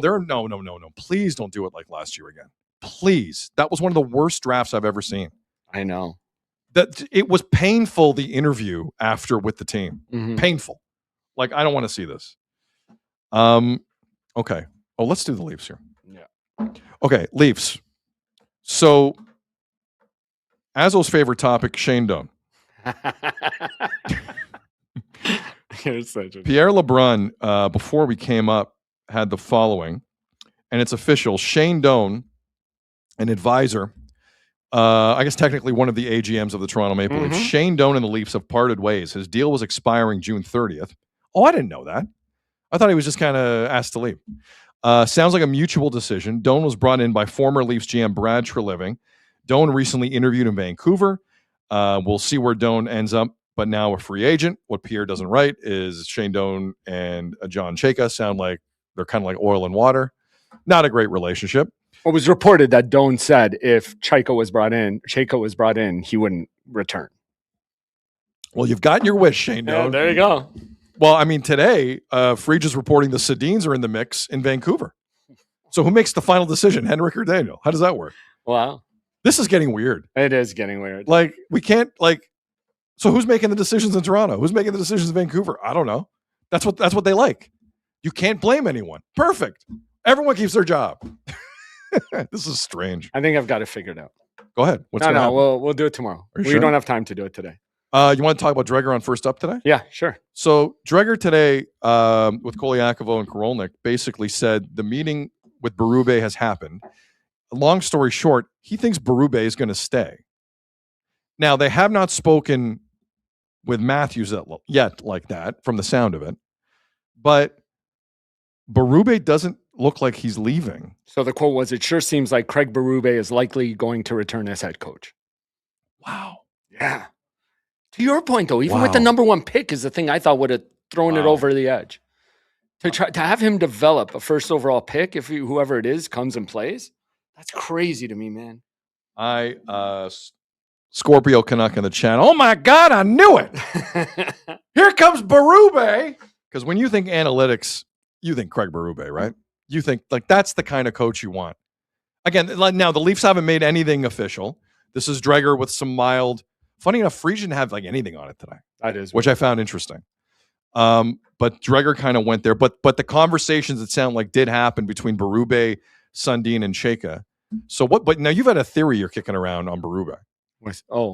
I did a little bit. I was wondering. I'm curious because they haven't talked to Matthews yet, right? That's next on the list, I guess. Face to face, it sounds like no, that hasn't happened. There might have been correspondence, but is this a way to try and sway Austin to make his decision? Tell him Berube's coming back. Wait a second. You're saying smoke out Austin? Yeah. By bringing back his least ever favorite head coach? Well, the coach he's had his worst 2 years under. I said, his least ever favorite head coach. Well, it has to be, right? I don't like Mike Babcock at all, but I think Babcock goes ahead of Berube right now. That's fair. In terms of just a system. Of numbers, yeah. Yes. Babcock was the coach when he had 4 goals in one game. Last time I checked. Data. I like it. I'm here for it. Yeah. Hey, Craig, you're good. Austin, you good? Austin, you all right? What's that? Your line's breaking up. I'll call you back later. Bad Wi-Fi in Arizona. Yeah. You know what? I'm here for it. Because this continues the game that has been there the whole time. Who's going to look like the bad guy? Chayka doesn't want to. Sundin doesn't want to. Sundin is as political as I've ever seen him in my life with some of these answers he's given. Austin, that's not his speed. That's not his speed at all. Do you smoke out Austin Matthews' answer? Because reportedly he's going to wait till July. There's no way the Leafs are going to wait. Dude, throw Nylander and Riley onto this. The Leafs bring back the coach he's had the least amount of statistical success with and say, you good? Now, big picture, that still gives the Leafs a problem because he's not signed 2 years from now. And if you're going to make a move, you got to do it soon because letting him walk for nothing is the dumbest thing I've ever seen in my life, ever. But maybe this starts a conversation. I like it. Do it with Morgan, because Morgan's had 2 bad years. Willie, who keeps butting heads with him somehow. Just do it with all of them. Hey, this coach is back. Do you guys want to be here? Or you want to go try and win somewhere else? You know what? I love it. Let's do it. Morgan, you hate the coach? Too bad. Austin, you hate the coach? Too bad. Willie, do you know what a coach is? I'll explain it to you later. And when you figure it out, too bad. Since you don't listen to anybody. I love it. Craig Berube stays. What do you think of that, guys? Tavares is the only guy who goes, okay. Wow. By the way, Tavares isn't even the captain of Team Canada, the world. I know, Celebrini. Macklin Celebrini. Yeah. He's the alternate. He's the A. He's got an A. Everywhere Tavares goes, he has to relinquish the captainship. Oh, damn. He used to be the captain of Team Canada. He was. Not anymore. Every time he'd nope, go. Not anymore. I love this strategy. It's the only thing that makes sense, though, right? If this is the strategy, you're right. The defensive coach who can't make them play defense. I love it. How is this guy coming back? How do you get a bunch of guys with no trades to waive them? How? Boom face. Boom face. 1,000% boom face. And Chayka sits back. Sundin sits back. Let the agents come to us. And then when this goes public, well, this player asked to waive their no Forget trade. 3. Here's 6 teams to get away from this guy. Here we go. Are you kidding? Maybe. Watch this stampede towards Chayka's office. That's brilliant. Judd's calling you. Because big picture, Judd Moldaver, line 1. Judd's calling you. You want me to put it through, Judd? Austin's agent, line 1. That's the move. I've been missing this the whole time. That's the move. Yeah. John Chayka, brilliant. Brilliant. Again, maybe this might not be the move right now. Feels like this is the move. Oh, this is amazing. Dude, I'm on a roll. I even know how you get a real answer out of Austin, but again, we don't have time. Maybe we do this. It's a teaser for tomorrow. How you get a real answer out of Austin on what he wants for his future. What the hell are you talking about? Dude, Sorry, I had an epiphany. You have another layer to this theory? I do. Well, no, I just know how you force Austin to give you an answer. Because everybody's saying it should be easy. Listen, we're not going to compete for the cup in 2 years, so what do you want to do? He's like committed for 2 years. What does he care? He can keep kicking the can down the road. DVAR in the chat. Sit them. No, this is better. This is way better. This theory's better. Yeah, Morgan, play 25 minutes, keep tripping over yourself, and have a bad season after bad season. If the Leafs have 2 to 3 players waive their no trades before June 1st, it's go time. Now, the Leafs are still hamstrung. Don't get me wrong. This is still not the position you want to be in if you're the Leafs because you're not going to get full value back. None of them are Quinn Hughes. They all have no trades. They all have no movements. But it's a starting point. I bet you William Nylander and a few of the guys in that room were like, there's no way he's coming back. Well, guess what? Yeah, he is. Guess what? Johnny Stitches is coming back through the door. Oh, wow. I like it. Let's go. Well played, Azo. We're going to clip this. TikTok, Instagram, out. This is Azo. This is an Azo production. Directed by Steven Spielberg. And they let him go after talking to Matthews. No. How does the chat feel about this? Again, you got the number 1 pick. This guy's not going to develop a guy well. Jack in the chat. Sid, just be positive. Berube might be good for Gavin. And he might not be. I don't like Berube with kids. I can't see it. With developing young players. I'm not a fan. I'm not a fan. I'm sorry. I'm not a fan. But that's not the main priority right now. No, it's not. It's waiving the no trades. Oh, no movements. I love this. No movements. Sorry. I love this. It's no trades and no movements. Yeah. It's both. I love this. This is the magic elixir to all their problems. It's playing chicken with your superstars. You want to do this? Bring back all the coaches they hate. Babcock assistant coach. Sheldon Keefe. Mark Savard, you're back. Bring everyone back. Then have him look at that bench and see if you want to stay in Toronto for the next year. Oh, I love it. And then you let Berube go 10 games into the season next year. You asked to see Berube's phone. See if he likes it. See if that guy likes him. Oh, this is amazing. It has this is to the be. theory. This The is only the theory. thing that makes sense to me. Okay, let's put a pin in that.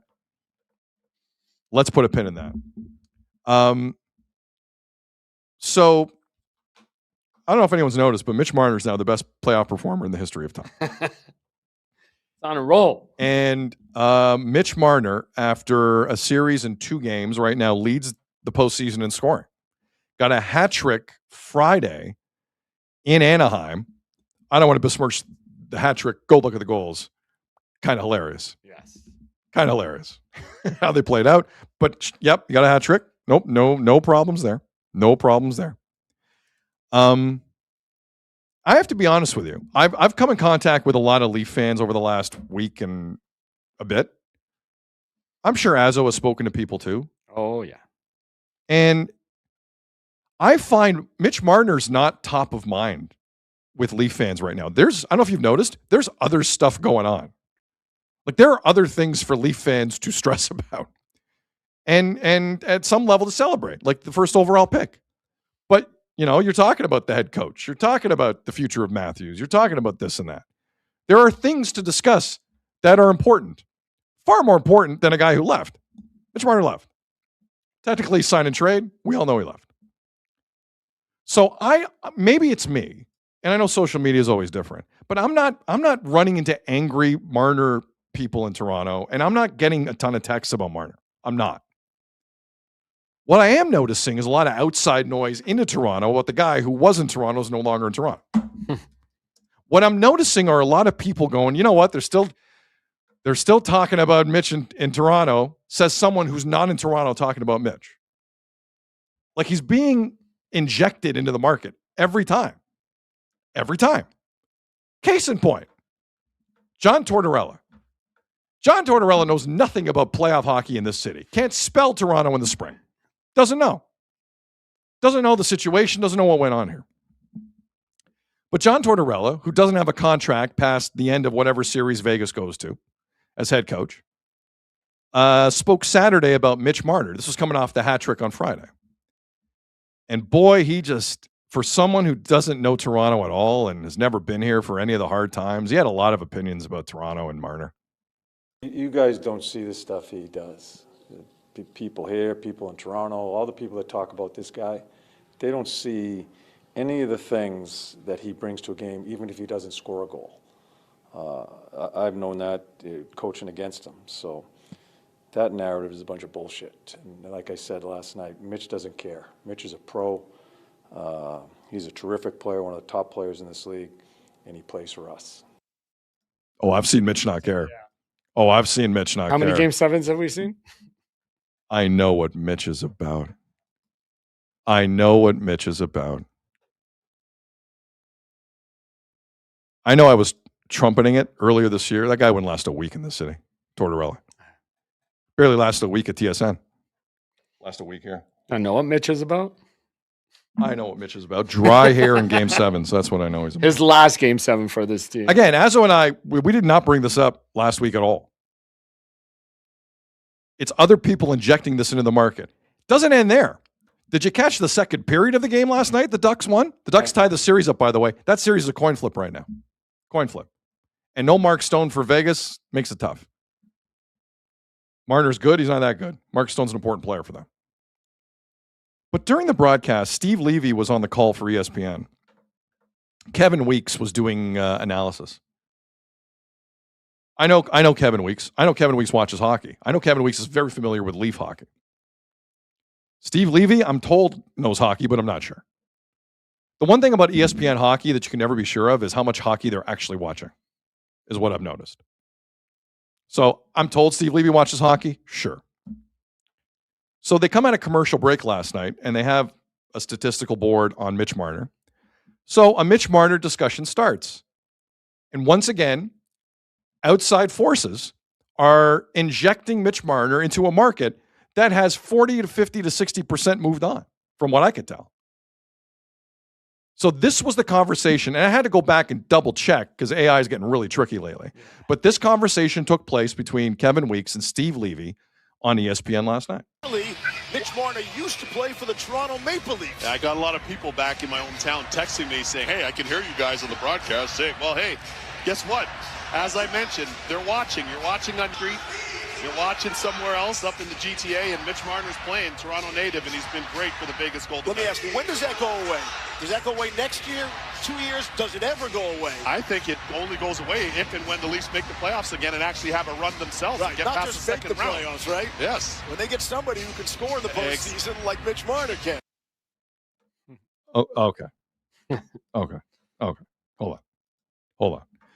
It'll end when the Leafs get someone who could score in the postseason like Mitch Marner can. Yeah, if only the Leafs had a Mitch Marner who in games 5, 6, and 7 in his Leafs postseason career, and I'll include the Columbus bubble series. I know that's not technically a playoff series, but I'll include it for bleeps and giggles. 1 goal in 25 games.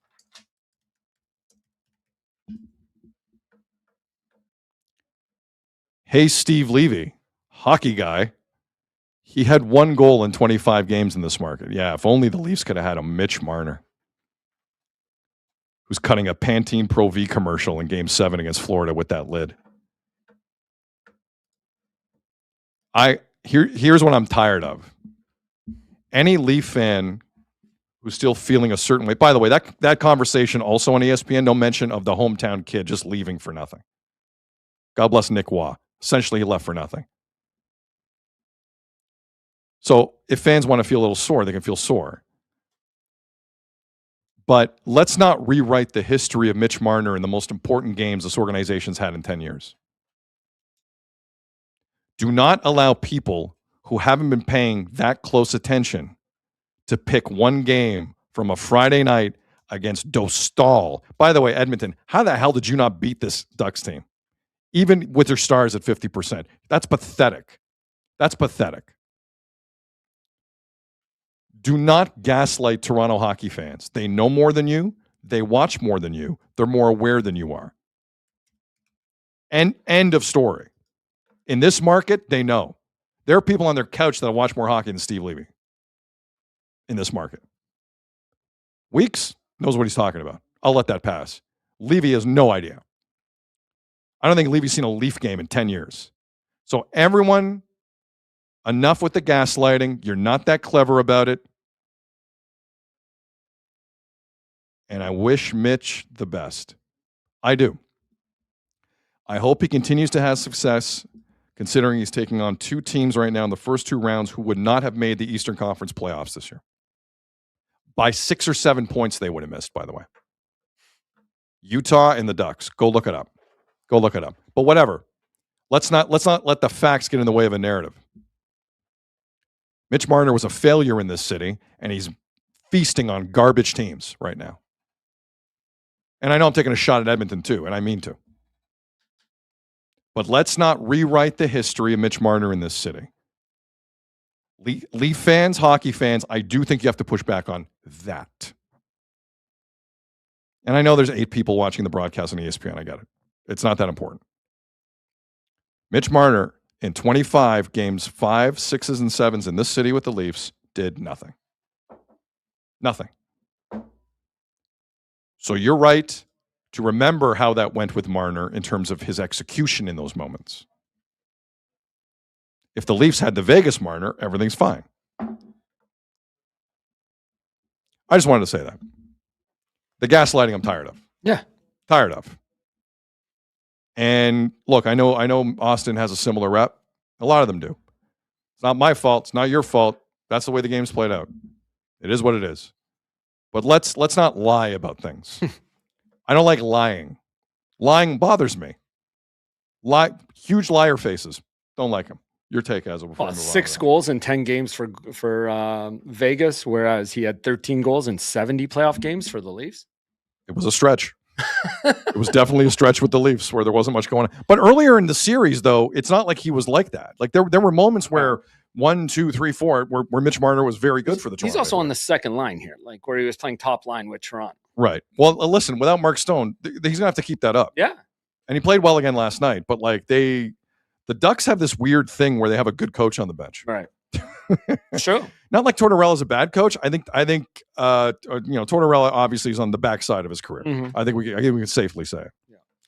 All right. So I just wanted to get that off my chest because it was bothering me. Mm-hmm. Oh, they have a series now too. They're in one. That's a coin flip series to me. Mm-hmm. 100% coin flip series. I don't think Habs Sabres is coin flip. I think Montreal's got this. Me too. I really think Montreal's got this. Last night showed a lot. Yeah, that was that ended 6-2 after the empty netter last night, I believe. And look, it was a scene as it always is in Montreal. Habs up 2-1, and Jakub Dobeš. I saw a stat, Azo. I didn't quite believe it. Let me read this one to you. Jakub Dobeš, in the last 6 games, has not allowed a third period goal. Whoa. Wow. That's 58 consecutive saves. Holy cow. And what's nuts is in the last 2 games against Buffalo, they scored a power play goal going into the second intermission. So, like, those are usually really tricky spots for teams. Right. And it was for Montreal coming out of the intermission last night, if not for Jakub Dobeš, who was excellent. This kid's scaring the hell out of me. Yeah. Rookies in Montreal and net when they find a groove, quite the narrative. Playing well. I think the Habs got him. Game 4 is tomorrow night. So can I say, like, go ahead. The way the Sabres came out to score that early goal, which you think like would kind of take the tension out of the building or put some tension on in that crowd, and the way they bounced back and Caulfield scoring, and then the Sabres came right back. The Sabres played well last night too, and Montreal took it all. Well, at the start, at the start. They had their spurts, the Sabres. I'll give them No, that. but I mean, they did what you had to do. They scored early, right? Try and put the pressure more on Montreal, and the young kids all responded well. They did, 100%. And then Caulfield scored, had the place going nuts, and Buffalo made a great push after that too, and Montreal held them off again, which is what you want to see. Like, you're seeing this team just eat up this pressure and still perform well under it. Like, I think it was a big step for Montreal last night. Oh, it was huge. Because they could have caved early in that game. The Sabres were dying to get back into that game early. Yes, that's what I'm saying. And Montreal held them off until they put some separation between them. I thought it was great. Taisto in the chat. Patrick Waugh's rookie record is 15 wins in the postseason. Just saying. All right. Well, 16 wins gets you a cup if he's in that for all of them. And again, Dobeš's record to me after a loss has become insane. It's wild. I think his save percentage this postseason after a loss is 9.46. Yeah. I think he's 7-1-1. It's crazy. It's insane. Although the way this is going, the Sabres are starting to look out of their depth a little bit to me. Yeah. They're like, it's a hell of a story. You did a lot of talking. Zach Benson, shut up. I'm tired of that little gnat. I didn't like them trying to run Dobeš yesterday either. Well, we'll get to that in a second here. Let's start with, Jakub Dobeš with 26 saves out of 28. And TVA has the right to do the on-ice interview with Jakub Dobeš. While you're listening to this, keep in mind, Vladimir Guerrero Jr. is not around with a tank of Gatorade. It's amazing how you can do a post-game interview and have the crowd into it and not do ridiculous juvenile things. You know what? I think unless you're on pace for 20 home runs, pull the Gatorade bin away from Vladdy. I don't want to see that garbage. Oh, yeah. I don't want to see it. Anyway, back to a winning team in the Montreal Canadiens. So TVA, who has the French rights in Quebec, they talked to Dobeš. There was a huge roar for like a minute and a half, it felt like. And then Dobeš gets on the mic and he owns it. Listen to that.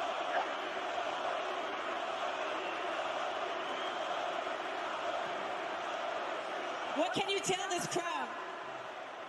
Ça va?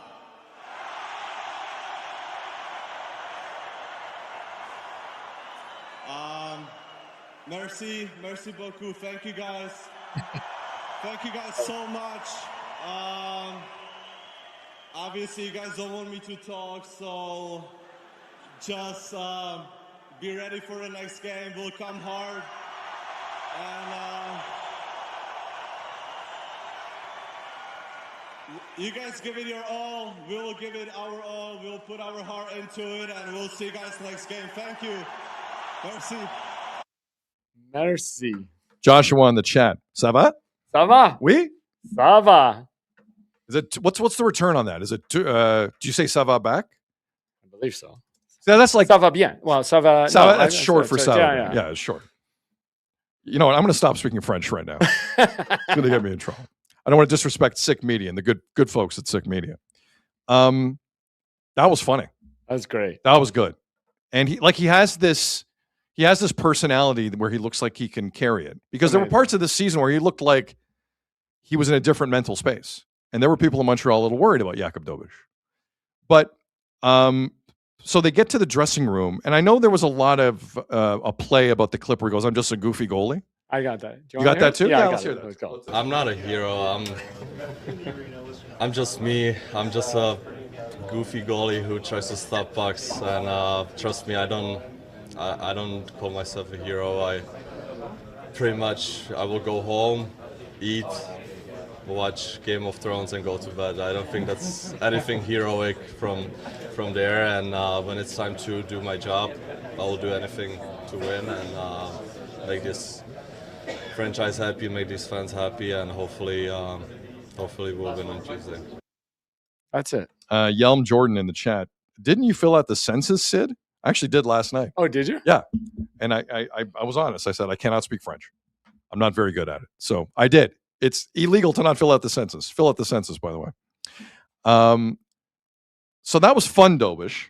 But there was a moment where he got kind of serious. Yeah. And it's the Beck Malentine hit where the Buffalo Sabre player just completely cheap shots him in the crease. It was a scary incident. He jumped into him in the left crease. His skates, put his knee up towards his head. And he got 2 minutes. Those referees last night were out to lunch. I agree.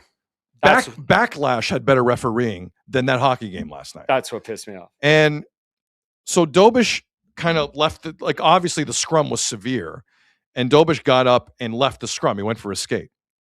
I don't know how many people picked up on this in the post-game comments from Dobish, but there was a reason he got up quickly and skated off. Listen carefully to this. Focusing on the puck, and then I was on the ground. Then I was trying to stand up as fast as possible so the spotters, don't take me off the game. Drank some water, and I was good to go for the next shift. So yeah. Oh, let me listen. Montreal is a city where the Rocket Richard riots once happened. Mm-hmm. They care about their hockey in Montreal. Oh. What would have happened last night if a concussion spotter took Jakub Dobish out of the hockey? What would that crowd have done? And that's all Dobish is thinking about. I got to get up so the concussion spotter doesn't take me out of this hockey game. Like, guys, it's not just goofy. I'm a goofy goalie. I watch Game of Thrones clips. Like, he's working at a different level here. That clip skated through people last night. I thought that was wild. He just got run over by Malentine, and the only thing he's thinking is I got to get up because the concussion spotter is going to take me out. First off, I don't think that would have happened. A riot would have broken out, and with cause. But he's working at a different level, 100%. I agree. The other clip we got for you here is Martin St. Louis talking about the team defense and the buy-in from the team. If you're a hockey fan in Toronto and you're a hockey fan in Edmonton and you watch those teams play this year, listen to this and ask yourself, did my hockey team have this attitude at any point this season? Here's Martin St. Louis. Time to defend in our zone. I feel the guys are very engaged and they work at it. They take pride into this is what the game needs me to do right now. I got to defend. And I think we that brings pace, courage, like whatever you want. It's just a mindset and an attitude. This is what the game needs me to do right now. And I feel like we can do that. There are a lot of moments where you watch Montreal operate and you can see buy-in there. There's buy-in there. There's buy-in there. It's just a lot of that, Azo. And there's a reason they're up. 100%. Buffalo don't look so tough when the Habs aren't coming off like an emotionally draining Game 7 victory against Tampa, do they? They don't look that tough, do they? Bounce right back. Yeah. Again, the growth in this team has looked amazing. A lot of yapping going on that Sabre side. Zip it. Couple of photos here before we wrap up. Do you have the Lane Hudson on Jordan Greenway? I sure do. So the Cole Caulfield goal, and I know everyone's saying Caulfield's back. Caulfield also had a horrible giveaway that led to the 1-0 Tage Thompson goal. It's gonna happen. Like they need way more out of Cole Caulfield. I'm sorry. Like I'm not on this Cole Caulfield's back thing.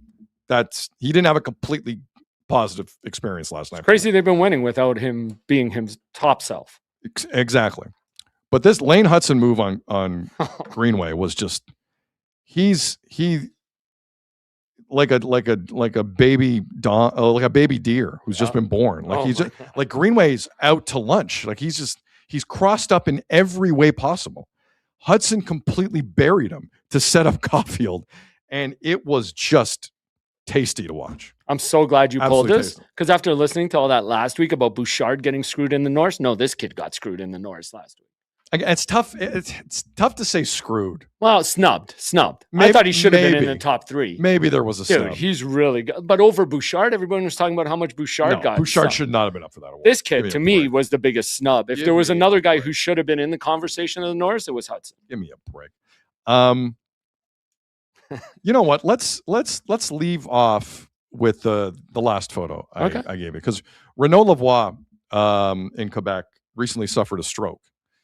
And he is beloved in the media corps there, to the point where the Canadiens put him on the Jumbotron last night, and he waved. Now he's not allowed to work because he's still recovering. But he came into the media room after the game last night, and he got a loud ovation. And Martin St. Louis, who is exhausted, once his availability was done, when he saw Renaud Lavoie, this is the look on Marty's face. I haven't seen Martin St. Louis didn't smile like that after they beat Tampa. It's true. And for the listening audience, there is just a grin from ear to ear. You cannot wipe it off Martin St. Louis' face when Renaud Lavoie was in the room. So we just want to shout out Renaud Lavoie. We know he's been through a lot. It was great to see him back last night. A really good guy in this business. He was always so good. One of the greats. Remember when we were doing shows on opening night and he came out and joined you guys on set? I have always enjoyed speaking to Renaud Lavoie. He's great. I love listening to him. So Renaud Lavoie, overall, really positive night for the Montreal Canadiens last night. Jakub Dobeš wasn't hurt after getting cheap shotted. He looked amazing. Slavkovsky goal. Caulfield. Hopefully that wakes up Caulfield a bit. Caulfield goal. Alex Newhook looks like he's going to win the Conn Smythe. All of a sudden. Potentially. Who was it? Who keeps buying him his coffee and he scores 2 goals every time it is? Did you see that on the broadcast? Who was it? I forget who it was. I think it was Deneau. It was Philippe Deneau. I think it was Deneau. Yes, it was. Yeah. That's amazing. Dude, and now the Canes are just going to be sitting there for like a week. I mean, Carolina swept Philly on Saturday night. Dude, what happened to Philadelphia as a city? Yeah. Like so their home team got swept Saturday, and everyone applauds the team. And the Knicks fans overrun the building yesterday. Did you see that news report with the fans? Oh, my God. Yeah. Like Sixer fans stayed home. I know. Tyrese Maxey was furious. He went nuts in the post game. Yeah, you're right. Philadelphia as a sports town got neutered this weekend. Neutered. That used to be the toughest sports town in North America. Nope. Not anymore. They're giving up tickets to Knicks fans. Yeah. They're applauding sweeps. I don't know what I'm watching. The Knicks fans took over their building in the playoffs, dude. Bizarre. Anyway. All right, so that's the latest there. Do we have time for this Raptors story? Yeah, well, we should. We should. Go for it. So the NBA draft lottery was yesterday. Congratulations to Washington, who will soon bring in a player who doesn't matter to join the others. Play with a couple bad teams. Yeah, play with a lot of bad teams. But there was a lot of people eyeing kind of what would happen with the other picks, obviously. And it was just really nice to see Sacramento and Brooklyn drop down after the seasons they had. Just terrible franchises. Yep. But there was a pick everyone was looking at that the Pacers gave up for Ivica Zubac. And the Pacers have been tanking the entire season, right? Halliburton's hurt. So they traded this first rounder at the deadline to the Clippers for Ivica Zubac, the center. Top 4 protected, which means if it's out of the top 4, they're giving up the pick. Wouldn't you know it? It's the 5th pick. So the Pacers, who were tanking, gave up their first round pick in the dumbest move any of us have seen in a while. But there is a Raptors connection here. That's the first round pick that the Raptors got for Siakam. Oh. So Josh Lewenberg of TSN walked through what has happened to that pick. So that 2026 first round pick of the Pacers, Raptors got it in January of 2024 for Siakam. Then they sent that pick last year to the Pelicans in the Brandon Ingram trade. And that was sent back to the Pacers for the 23rd pick in the 2025 draft. Then Halliburton tears his ACL. And then they sent that pick, the Pacers, to the Clippers for Zubac. And yesterday, they lose the pick. So there are some Raptor fans like upset at that. Guys, you got to get a grip. It was a long way. That's a long way to go to be mad Yeah. at the pick. There's no way you should be mad at the pick. And Raptors will select 19th. We kind of knew that. It's a deep draft, right? It's true. Yeah. Well, they got Jacoby Walter at 19 not that long ago. Yeah. There you go. You can do some good things with 19. Especially if you're hearing it's a deep draft like we have been. So, well, let's hope it's really deep at 19 Yeah, for sure. Last idea about the draft, Azo, and I was thinking of this yesterday watching it. Okay. Because you see a lot of owners and you see a lot of team presidents and you see like the sons and daughters of ownership go and represent the team and whatnot. If someone is there because they're dealing with a medical issue and they're going through a rough time, I'm all for that. Whether it's a young person or whoever. Mm-hmm.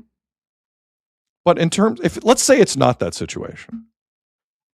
If you are the owner or the team president of a team that's this bad, I don't want to see your ass at the lottery. Yeah.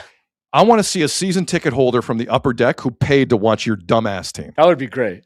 I don't want ownership FaceTime. I don't want team president FaceTime. There was the one team president looked like he dyed his hair like Dracula black. I don't want to see that garbage. If you are in the lottery, you suck. Send a season ticket holder to represent you who paid money to see that team play. That's my theory going forward. I like it. No players. I don't see Vince Carter sitting there for Brooklyn. Like I give a damn about that. Send a season ticket holder who paid money for that garbage to see you not play players. I want to see that. And you pay for their trip. Don't be cheap about it. Oh, of course. You pay for their trip. Yeah. You make sure they have a good time.